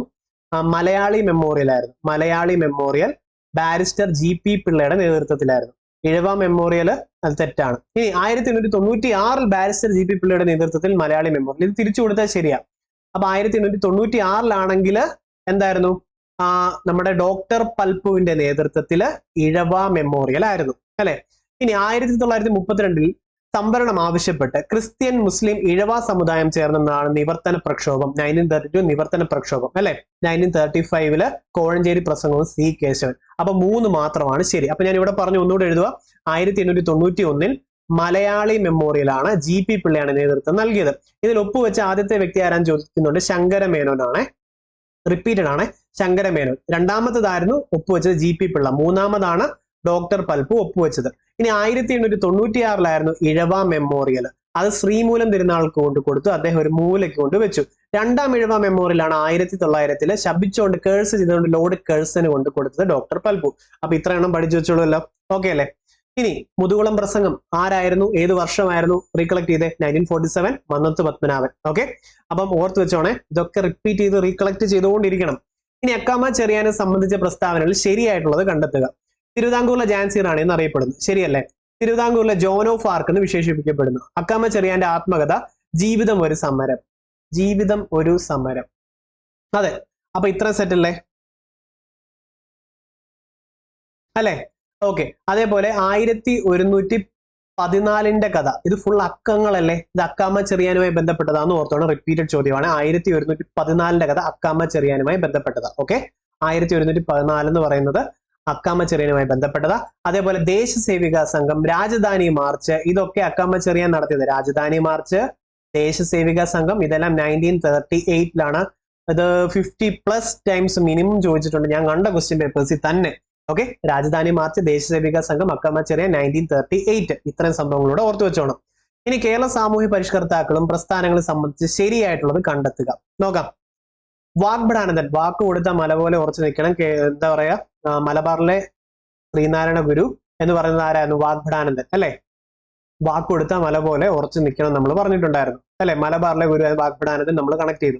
അപ്പൊ വാഗ്ഭടാനന്ദന്റെ വാക്കുകൾ കൊണ്ട് ആത്മസുഖം കിട്ടുമെന്ന് നമ്മൾ പറഞ്ഞു. ഓക്കെ അല്ലെ? വാക്കുകൾ കൊണ്ട് ആത്മസുഖം കിട്ടും. 1917 ആത്മവിദ്യാ സംഘം. സഹോദരൻ അയ്യപ്പന്റെ സഹോദര പ്രസ്ഥാനം 1917. വൈകുണ്ഠസ്വാമികളുടെയാണ് സമത്വ സമാജം 1836. VT ഭട്ടതിരിപ്പാടിന്റെ യോഗക്ഷേമ സഭ, സാധുജനം യോഗ ചെയ്തു രക്ഷയ്ക്കായി 1907, 1908, 1909. സാധുജന പരിപാലന സംഘം അയ്യങ്കാളി. യോഗക്ഷേമ സഭ VT ഭട്ടതിരിപ്പാട്. പ്രത്യക്ഷ രക്ഷ ദേവസഭ പൊയ്കയിൽ യോഹന്നാൻ. ഇത്രയും സെറ്റ് അല്ലേ? ആണല്ലോ. അപ്പൊ യോഗക്ഷേമ സഭ ഏതാ? 1908. ഓക്കെ, അപ്പൊ ഇത് കണക്ഷൻ കിട്ടിയല്ലോ. സൂപ്പർ ആയിട്ട് കിട്ടത്തില്ല ഇവിടം, ഓർത്ത് വെച്ചോണേ. റെഡി, അടുത്തതിലോട്ട് പോവാം. ഇനി നോക്കിക്കേ, സ്പോട്ട് ഫീവർ എന്ന രോഗത്തിന് കാരണമായ രോഗമാണ് ഏത് വിഭാഗത്തിൽ പെടുന്നത്? എന്താണ് ആ സംഭവം? നിങ്ങൾക്ക് അറിയാമെങ്കിൽ എക്സ്പ്ലെയിൻ ചെയ്ത് താഴെ ഇട്ടോണേ. Okay, Rickettsia. Okay, Rickettsia. അടുത്തത് അത്ലറ്റിക് ഫുഡ് ഓർമ്മയുണ്ടോ? അതേപോലെ റിംഗ് വർം ഓർമ്മയുണ്ടോ? ഇതൊക്കെ ഏതായിരുന്നു? ഫംഗസ് ആയിരുന്നു അല്ലെ? കഴിഞ്ഞ ക്വസ്റ്റ്യൻ പേപ്പറിൽ ഉണ്ടായിരുന്നേ. വൈറസുമായി ബന്ധപ്പെട്ട് എന്തൊക്കെ ഉണ്ടായിരുന്നു? കോമൺ കോൾഡ് അല്ലെ? കോമൺ കോൾഡ്, കോവിഡ് എക്സെട്ര ഒക്കെ വൈറസ് ആണ് അല്ലെ? പിന്നെ പ്രോട്ടോസോവ വെച്ചിട്ടുള്ളത് ഏതായിരുന്നു? മലേറിയ. ഇത് ഓർത്ത് വെച്ചോളൂല്ലോ. ഇത്രയും PYQs ആണ്. ഇനി മനുഷ്യരിലെ നൈട്രോജനിക് വിസർജ്യ പദാർത്ഥമായിട്ടുള്ള യൂറിയ ഉൽപ്പാദിപ്പിക്കുന്നത് ഏത് അവയവം വെച്ചാണ്? UR മൈ കരൾ എന്നങ്ങ് ഓർത്താൽ മതി. ഇനിയിപ്പം ആർത്തേലും ചെറുതായിട്ട് ഒരു ഇഷ്ടം ഉണ്ടെങ്കിൽ ഇതങ്ങോട്ടങ്ങ് അയച്ചാൽ മതി. UR മൈ കരൾ കേട്ടോ. യൂറിയ കരൾ, യൂറിയ കരൾ. ഇത് മറക്കല്ല. വൃക്കയും കരളും മാറിപ്പോന്നു എനിക്ക് കുറെ മെസ്സേജ് വന്നു. വൃക്കയും കരളും മാറിപ്പോന്നെങ്കിൽ കുഴപ്പമില്ല, നമുക്ക് ഇങ്ങനെ കണക്ട് ചെയ്യാം. അപ്പം UR മൈ കരൾ. ഓക്കെ, UR മൈ കരൾ ഓർത്ത് വെച്ചോണം. ഈ കോഴിയുടെ കരളാണ് ഈ കോഴിക്കുഞ്ഞ് അല്ലെ? UR മൈ കരൾ എന്ന കോഴിക്കുഞ്ഞോട് പറയുവാന്ന് പറഞ്ഞു ഒരു കുഞ്ഞുങ്ങളോ ആരെങ്കിലും അടുത്തിരിപ്പോടെ പറഞ്ഞു കൊടുത്താൽ GK ആയി. യൂറിയ കരൾ മറക്കല്ല കേട്ടോ. ഇനി അടുത്തത് ഇരപിടിയൻ സസ്യങ്ങൾ അവ വളരുന്ന മണ്ണിൽ ഏത് മൂലകത്തിന്റെ അഭാവം ഉണ്ടാകുമ്പോഴാണ് പ്രാണികളെ പിടിക്കാനുള്ള കഴിവ് ആർജിക്കുന്നത്? ഏതാ? നൈട്രജന്റെ കുറവ് വരുമ്പോഴാണ് അല്ലെ? നൈട്രജൻ പ്രൊഡ്യൂസിങ് ബാക്ടീരിയാസ് ഏതായിരുന്നു? റൈസോബിയം ബാക്ടീരിയസ് അല്ലെ? റൈസോബിയം. അതും PYQ ആണ്, ഓർത്ത് വെച്ചോണം. ഓക്കെ, ഇനി പ്രകാശ സംശ്ലേഷണ പ്രക്രിയയുടെ ഭാഗമായി ഉളുക്കിയില്ല ഭാഗ്യം സസ്യങ്ങൾ പുറത്തേക്ക് വിടുന്ന ഓക്സിജൻ വാതകം എന്തിന്റെ വിഘടന ഫലമായി ഉണ്ടാകുന്നതാണ്? ഏതിന്റെയാ? ജലം അല്ലെ? ജലത്തിന്റെ വിഘടന ഫലമായി ഉണ്ടാകുന്നതാണ്. അതേപോലെ ക്ലോറോഫിൽ ഉള്ളത് എന്തായിരുന്നു? മഗ്നീഷ്യമാണ് അല്ലെ?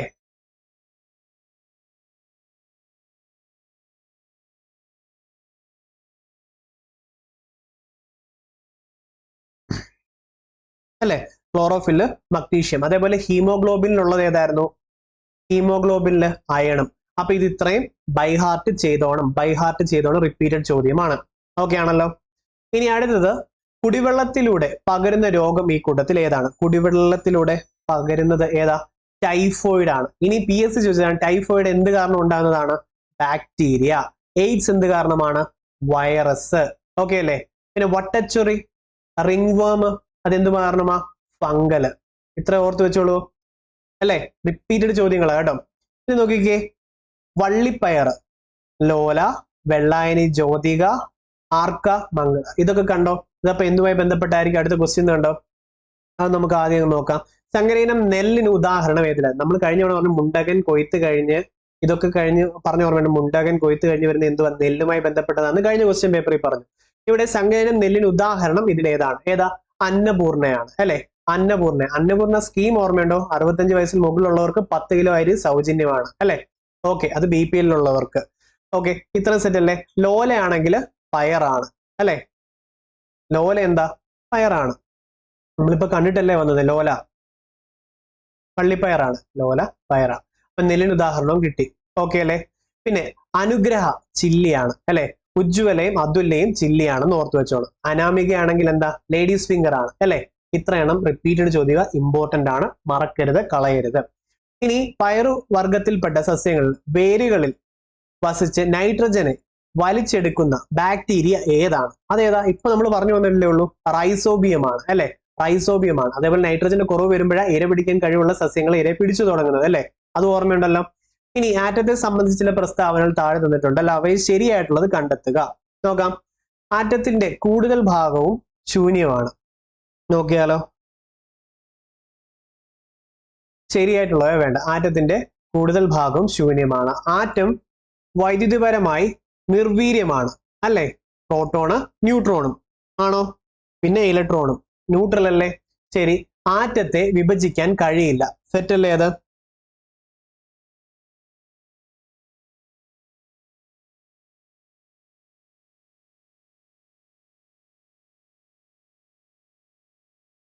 ശരിയായവ. ആറ്റത്തെ വിഭജിക്കാൻ കഴിയില്ല. നോക്കട്ടെ. എന്തായാലും അതിനൊരു തീരുമാനമായിട്ടുണ്ട്. ആറ്റത്തെ വിഭജിക്കാൻ കഴിയും അല്ലെ. ഓക്കെ, ജെ തോമസൺ ആണ് അത് കണ്ടുപിടിച്ചത്. പിന്നെ എല്ലാ ആറ്റങ്ങളുടെയും ന്യൂക്ലിയസിലെ ഒരേ സാന്ദ്രതയാണ്. അപ്പം ഇത് കൂട്ടത്തിൽ ശരിയായിട്ടുള്ളത് ഏതാ? 1, 2, 4. അപ്പം ഇത് സയൻസ് ഭാഗമായിരുന്നു, കുറച്ച് ഡിഫിക്കൽട്ട് ആയിരുന്നു കേട്ടോ.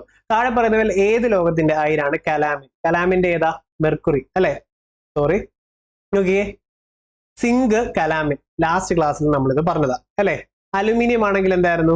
ബോക്സൈറ്റ് ആയിരുന്നു അല്ലെ. കോപ്പർ ആണെങ്കിലോ കൊപ്രൈറ്റ് ആയിരുന്നു. മെർക്കുറി ആണെങ്കിലോ സിന്നാബാർ ആണ്. ഇതെല്ലാം റിപ്പീറ്റഡ് ചോദ്യമല്ലേ. ഓക്കെ അല്ലെ. അടുത്തതിലോട്ട് പോവാം. ഇനി താഴെ തന്നിട്ടുള്ളവയിൽ മൂലകങ്ങളുടെ വർഗീകരണവുമായി ബന്ധപ്പെട്ട് താഴെ തന്നിരിക്കുന്ന പട്ടിക നേരത്തെ അതങ്ങ് വായിച്ചു കേട്ടോ. പരിശോധിച്ച് ശരിയായിട്ടുള്ള ജോഡി തിരഞ്ഞെടുക്കുക. ശരിയായിട്ടുള്ളത് നമുക്ക് നോക്കാം. ട്രയാഡ്സ്, ത്രികങ്ങൾ. ട്രയാഡ്സ് ഇത് ഞാൻ കണക്ട് ചെയ്ത് വെക്കാൻ കാരണം എന്ന് വെച്ച് കഴിഞ്ഞാല് ഡോബ്രെയിനർ ഇല്ലല്ലോ ഇതില്. ഓക്കെ, നോക്കിക്കേ, ഇവിടെ ഒരു ഓപ്ഷൻ മിസ്സിംഗ് ആണ് കേട്ടോ. ട്രയാഡ്സ്, ഡോബ്രെയിനർ. ഡോബ്രെയിനർ ഞാൻ ഡോഗ് ആക്കി, പിന്നെ 3 ഡോഗ് ആക്കി അങ്ങ് മാറ്റി. അങ്ങനെ കണക്ട് ചെയ്ത് വെച്ചേ. 3 ഡോഗ്സ് നിങ്ങൾ കണക്ട് ചെയ്ത് വെച്ചു കേട്ടോ. ഇവിടെ ഡോബ്രെയിനർ ഉണ്ട്, ഡോബ്രെയിനർ ഉണ്ട്. ഒന്നാണെങ്കിൽ ഇവിടെ വരും കേട്ടോ. ഡോബ്രെയിനർ ആണ് 1. പിന്നെ ആണെങ്കിൽ ഒക്ടെയിൻസ് ഉണ്ട്. ഒക്ടെയിൻസ് ആണെങ്കിൽ ഏതാ? ന്യൂലാൻഡ് ആണ്. ഓക്കെ, ഒക്ടെയിൻസ് ആണെങ്കിൽ ന്യൂലാൻഡ് ആണ്. ഇനി അറ്റോമിക് ഭാരം അടിസ്ഥാനപ്പെടുത്തി പീരിയോഡിക് ടേബിൾ, അറ്റോമിക് ഭാരം അടിസ്ഥാനപ്പെടുത്തിയാണെങ്കിൽ അറ്റോമിക് വെയിറ്റ് ബേസ് ചെയ്തിട്ടാണെങ്കിൽ മെന്റലീവും, പിന്നെ ആറ്റോമിക് നമ്പർ ആണെങ്കിൽ ഇവിടെ 4ാമത്തെ ഒരു ഓപ്ഷൻ ഇവിടെ ഉണ്ട്. ഇത് ഇത്രയും പഠിച്ചോണ്ട് 4 ചോദ്യങ്ങളായത്. നല്ല ചോദ്യ പേപ്പർ ആയത് കേട്ടോ. എന്തായാലും കൊള്ളാം. ഒരു 10-20 തവണ നാക്ക് വിളിക്ക് 3-4 തവണ ചെക്ക് ചെയ്യേണ്ടേ വന്നു. അപ്പൊ ആറ്റോമിക് നമ്പർ ബേസ്ഡ് ആണെങ്കിൽ മോസ്റ്റ്ലി ആണ്. ഓക്കെ, അപ്പം ആറ്റോമിക് നമ്പർ ബേസ്ഡ് ആണെങ്കിൽ മോസ്റ്റ്ലി ആണ്. മോഡേൺ പീരിയോഡിക് ടേബിൾ എന്ത് ബേസ്ഡ് ആണെന്ന് റിപ്പീറ്റഡ് ആയിട്ട് പേസ് ചോദിക്കുന്നുണ്ട്. ഏതാ? ആറ്റോമിക് നമ്പർ ബേസ്ഡ് ആണ്. ആറ്റോമിക് നമ്പർ ബേസ്ഡ് ആയിട്ടുള്ളത് കണ്ടുപിടിച്ചാരാ? മോസ്റ്റ്ലി. ആറ്റോമിക് വെയിറ്റ് അനുസരിച്ചാണെങ്കിൽ മെന്റലീവ്. ആറ്റോമിക് വെയിറ്റ് അനുസരിച്ചാണെങ്കിൽ മെന്റലീവ് ആണ്. പിന്നെ ഒക്ടെയിൻ ആണെങ്കിൽ ഓർത്ത് വെച്ചോണേ ന്യൂലാൻഡ് ആണ്. പിന്നെ ട്രയാഡ്സ് ആണെന്നാൽ ഡോബ്രെയിനറും ആണ്. ഇത്രയും കാര്യങ്ങൾ പഠിച്ചിട്ടേ അടുത്തതിലോട്ട് പോകാവൂ. ഓക്കെ, ഇനി ഒരു ടെസ്റ്റ് ട്യൂബിൽ നിന്നും പുറത്തു വരുന്ന വാതകത്തിന്റെ നേരെ എരിയുന്ന തീക്കൊള്ളി കാണിച്ചപ്പോൾ തീക്കൊള്ളി അണയുകയും വാതകം ശബ്ദത്തോടെ കത്തുകയും ചെയ്തു. ഇത് ഏത് വാതകമാണ്? ഏതാ? ഹൈഡ്രജൻ ആണ്. അപ്പൊ ലാസ്റ്റ് ക്വസ്റ്റ്യൻ പേപ്പർ നമ്മൾ ചെയ്തതിൽ ഓർമ്മയുണ്ടോ? ഹൈഡ്രോക്ലോറിക് ആസിഡ് പ്ലസ് സിങ്ക് ചെയ്യുമ്പോൾ ഏത് കിട്ടും എന്ന് ചോദിച്ചുകൊണ്ട് ഹൈഡ്രജൻ. അപ്പൊ ലാസ്റ്റ് ക്വസ്റ്റിനും കൂടെ ഞാനൊന്ന് റിവൈസ് ചെയ്ത് പറഞ്ഞതാ. ഓക്കെ അല്ലേ. അപ്പൊ ഇതും കിട്ടിയല്ലോ. നമ്മൾ ചെയ്ത question paper hydrochloric acid plus സിങ്കിൽ എന്ത് വരും എന്ന് പറഞ്ഞത് ഹൈഡ്രജൻ ആണ്. ഇനി അടുത്ത ചില ആസിഡുകളും അവരുടെ ഉപയോഗങ്ങൾ താഴെ തന്നിട്ടുണ്ട്. ഇവയിൽ തെറ്റായ ജോഡി ചേർത്തിരിക്കുന്നത് കണ്ടെത്തുക. തെറ്റായിട്ടുള്ളത് സൾഫ്യൂരിക് ആസിഡ് സ്റ്റോറേജ് ബാറ്ററി. ശരിയല്ലേ സൾഫ്യൂരിക് ആസിഡ്. ഇനി ടാനിക് ആസിഡ് ആണെങ്കിൽ മഷി, തുകൽ ഇവയുടെ ഒക്കെ നിർമ്മാണത്തിന് ഉപയോഗിക്കും. ശരിയല്ലേ ടാനിക് ആസിഡ്. അപ്പൊ മഷി, ടാനിക് ആസിഡ് കണക്ട് ചെയ്തോണേ. അസറ്റിക് ആസിഡ് ആണെങ്കിൽ രാസവളങ്ങളുടെ നിർമ്മാണം. തെറ്റാ. വിനാഗിരി അതുമായൊക്കെ ബന്ധപ്പെട്ടാണ് അസറ്റിക് ആസിഡ് യൂസ് ചെയ്യുന്നത്. ഇത് തെറ്റാണ്. സിട്രിക് ആസിഡ് ആണെങ്കിലോ ഭക്ഷ്യവസ്തുക്കൾ കേടുകൂടാതെ സൂക്ഷിക്കാൻ വേണ്ടിയോ. ഇതും ബൈഹാർട്ട് ചെയ്ത് പഠിച്ചിട്ട് പോകണം. സോണാർ എന്ന ഉപകരണത്തിൽ ഉപയോഗിക്കുന്ന ശബ്ദ തരംഗം ഏതാ? അൾട്രാസോണിക് ആണ്. സോണാറിൽ ഉപയോഗിക്കുന്നത് അൾട്രാസോണിക് ആണ്. ഒരു വസ്തു അതിന്റെ സ്ഥാനം മൂലം ലഭ്യമാകുന്ന ഊർജം കഴിഞ്ഞ ക്ലാസ് നമ്മൾ പറഞ്ഞു ഉയരത്തിൽ നിന്നൊരു ചെടിച്ചട്ടി താഴേക്ക് വീഴുന്നു. ഉയരത്തിൽ ഇരിക്കുമ്പോൾ അതിനുള്ളത് പൊട്ടൻഷ്യൽ എനർജി. എന്നാൽ ഒരു മൂവ്മെന്റിലേക്ക് ആയി കഴിഞ്ഞാൽ അതിന് കൈനറ്റിക് എനർജിയാണ് ഉള്ളത്. അപ്പൊ ഇവിടുത്തെ ചോദ്യം ഇതാണ്, ഒരു വസ്തു അതിന്റെ സ്ഥാനം മൂലം ലഭ്യമാകുന്ന ഊർജ്ജം ഏതാ? സ്ഥിതികോർജ്ജമാണ്. ഓക്കെ, സ്ഥിതികോർജ്ജമാണെന്ന് ഓർത്ത് വെച്ചോണം. ഓക്കെ, ലഭ്യമാകുന്ന അതിന്റെ സ്ഥാനം ഉയരം കൂടുന്നതിനനുസരിച്ച് പൊട്ടൻഷ്യൽ എനർജി കൂടും. എന്നാൽ മൂവ്മെന്റിലാണെങ്കിൽ പൊട്ടൻഷ്യൽ എനർജി കുറയുന്നു, കൈനറ്റിക് എനർജി കൂടുന്നു. ഇനി പ്രകാശം അതിന്റെ ഘടകവർണ്ണങ്ങളായി മാറുന്ന പ്രതിഭാസത്തിന്റെ പേരെന്താണ്? എന്താണ്? പ്രകീർണനമാണ് അല്ലെ? പ്രകീർണനം ഡിസ്പേർഷൻ ആണ്. ഓക്കെ, പ്രകീർണനം ഡിസ്പേർഷൻ ആണ്. അതേപോലെ ഡയമണ്ടിന്റെ അകത്ത് തിളക്കം വരുന്നുണ്ട് അല്ലെ? അതിന് കാരണം എന്താ? അതിന്റെ അകത്ത് ടോട്ടൽ ഇന്റേണൽ റിഫ്ലക്ഷൻ നടക്കുന്നു. അതേപോലെ ഒപ്റ്റിക് ഫൈബർ കമ്മ്യൂണിക്കേഷന്റെ അകത്ത് ഉപയോഗിക്കുന്നത് ഏതാണെന്ന് ചോദിക്കുന്നുണ്ട്. ഒപ്റ്റിക് ഫൈബർ കമ്മ്യൂണിക്കേഷന്റെ അകത്ത് ടോട്ടൽ ഇന്റേണൽ റിഫ്ലക്ഷൻ എന്നുള്ള ഒരു പ്രോസസ്സും ഉപയോഗിച്ചിട്ടാണ് ചെയ്യുന്നത്. താഴെ പറയുന്നതിൽ ഊഷ്മാവിന്റെ യൂണിറ്റ് അല്ലാത്തത് ഏത്? സെൽഷ്യസ് സ്കെയില്, ഫാരൻഹീറ്റ്, കെൽവിൻ എല്ലാം ഊഷ്മാവിന്റെ യൂണിറ്റ് ആണെന്ന് നമുക്കറിയാലോ. അല്ലാത്തത് ഏതാ? പാസ്കൽ ആണ് അല്ലെ? പാസ്കല് പ്രഷറിന്റെയുമാണ്. ലാസ്റ്റ് ചോദ്യം, ഒരു വസ്തുവിന്റെ യൂണിറ്റ് സമയത്തിൽ ഉണ്ടാകുന്ന സ്ഥാനാന്തരം എന്താണ്? എന്താ? പ്രവേഗമാണ്. ഓക്കെ, അപ്പൊ ഇത്രയുമായിരുന്നു ഇവിടുത്തെ ക്വസ്റ്റ്യൻ. ഉള്ളത് പറയാലോ, ഇതെല്ലാം കഴിഞ്ഞതുകൊണ്ട് നല്ല ഡിഫിക്കൽട്ട് ക്വസ്റ്റ്യൻ പേപ്പർ ആയിരുന്നു ഇത്. അപ്പൊ അതിന്റെ ഇടയ്ക്ക് വെച്ച് പറഞ്ഞ് നിങ്ങളെ ഞാൻ ഡീമോട്ടിവേറ്റ് ചെയ്യുന്നില്ല. പക്ഷെ ഇത് ഒരു തവണ ഇവിടെ കണ്ടു കഴിഞ്ഞാൽ ഇവിടുന്ന് ഒരു 400 GK മിനിമം കിട്ടും, ഒരു 100+ റിവിഷനും കിട്ടും. അത് ഉറപ്പുള്ള കാര്യങ്ങളാണ്. ഓക്കെ, കാരണം പലതവണയും പലതും വായിച്ചു വന്നപ്പോൾ എനിക്ക് പോസ് ചെയ്ത് റെഫർ ചെയ്യേണ്ട വന്നിട്ടുണ്ടായിരുന്നു. ഓക്കെ, അപ്പം നിങ്ങൾ ചെയ്യേണ്ടത് ഇത് ഒന്നുകൂടെ കാണുക. ഒന്നുകൂടെ കാണുമ്പോഴത്തേക്കും ഇതിലെ ഡിഫിക്കൽട്ട് നിങ്ങൾക്ക് 0 ആയിട്ട് കുറയും. മറക്കരുത്, ഈ ക്ലാസ് പോട്ടെ, നമ്മുടെ ചലഞ്ച് സീരീസ് ആത്മാർത്ഥമായിട്ട് ഇഷ്ടപ്പെടുന്നവരുണ്ട്, ഞാൻ പറയുന്ന കാര്യം ആത്മാർത്ഥയോടെ സ്നേഹത്തോടെ കേൾക്കുന്നവരുണ്ട്. ഒരു തവണ കൂടി ഇത് കാണണം, അല്ലാതെ പോയാൽ ഡീമോട്ടിവേറ്റഡ് ആയി പോകും. അപ്പം നിങ്ങളുടെ സൈക്കോളജി സ്വാഭാവികമായിട്ട് എനിക്ക് മനസ്സിലാവും. ഞാനൊരു സ്റ്റുഡന്റ് ആണ്, ഞാനിത് നോക്കുവാണെങ്കിൽ ക്വസ്റ്റ്യൻ പേപ്പറിൽ എന്താ തോന്നുന്നതെന്ന് എനിക്കറിയാം. അതുകൊണ്ട് പറയാം, ഒരു തവണ കൂടെ ഇത് അടിച്ചുവിട്ട് കാണാൻ മറക്കരുത്. അത്രയും GK റിവിഷൻ കിട്ടും, അത്രയും ക്വസ്റ്റ്യൻസ് നിസ്സാരമായി മാറും. അപ്പോഴേ അടുത്ത ക്വസ്റ്റ്യൻ പഠിക്കാൻ പറ്റൂ. ഇല്ലെങ്കിൽ അത് ഡീമോട്ടിവേഷന് കാരണമാവും. ഇത് മനസ്സിലാക്കിയിട്ടുള്ളവരുണ്ട്, അങ്ങനെ ചെയ്യുമെന്ന് ഞാൻ ആത്മാർത്ഥമായിട്ട് അങ്ങോട്ട് വിശ്വസിക്കാം. ഓക്കെ, നല്ല ഡിഫിക്കൽട്ട് ക്വസ്റ്റ്യൻസ് ആണ്. അത് മാത്രമല്ല, നമ്മൾ ഇത്രയും 1 hour എടുത്ത ഒരു ക്വസ്റ്റ്യൻ പേപ്പർ ഇതേ ഉള്ളൂ. ബാക്കിയെല്ലാം 40-45 മിനിറ്റ് കൊണ്ട് തീരുന്നതല്ലേ. ഇത് വളരെ ലെങ്തി ആയിരുന്നു. എന്താന്ന് വെച്ചിട്ടുണ്ടെങ്കിൽ ഇതിലെ 4 ഓപ്ഷൻസ് 4 ചോദ്യങ്ങൾ വായിച്ചതിന് തുല്യമാണ്. ഒരു ഓവറോൾ ഒരു 200 ചോദ്യത്തിൽ പുറത്ത് നമ്മൾ ചെയ്തതിന് തുല്യമായി ഇത്രയും ക്വസ്റ്റ്യൻസ് ചെയ്തു വന്നത്. ഓക്കെ, എനിവേ ഇത് കണ്ട് തീർത്ത് ഒന്നുകൂടെ നിങ്ങൾ കാണുമെന്ന് ഞാൻ വിശ്വസിക്കുന്നു. ഒന്നുകൂടെ കണ്ടവരും കമന്റ് ചെയ്യുക, മറക്കരുത്. പിന്നെ പുത്തനായിട്ട് ജോയിൻ ചെയ്തവരുണ്ട്, നിങ്ങളും കമന്റ് ചെയ്യുക.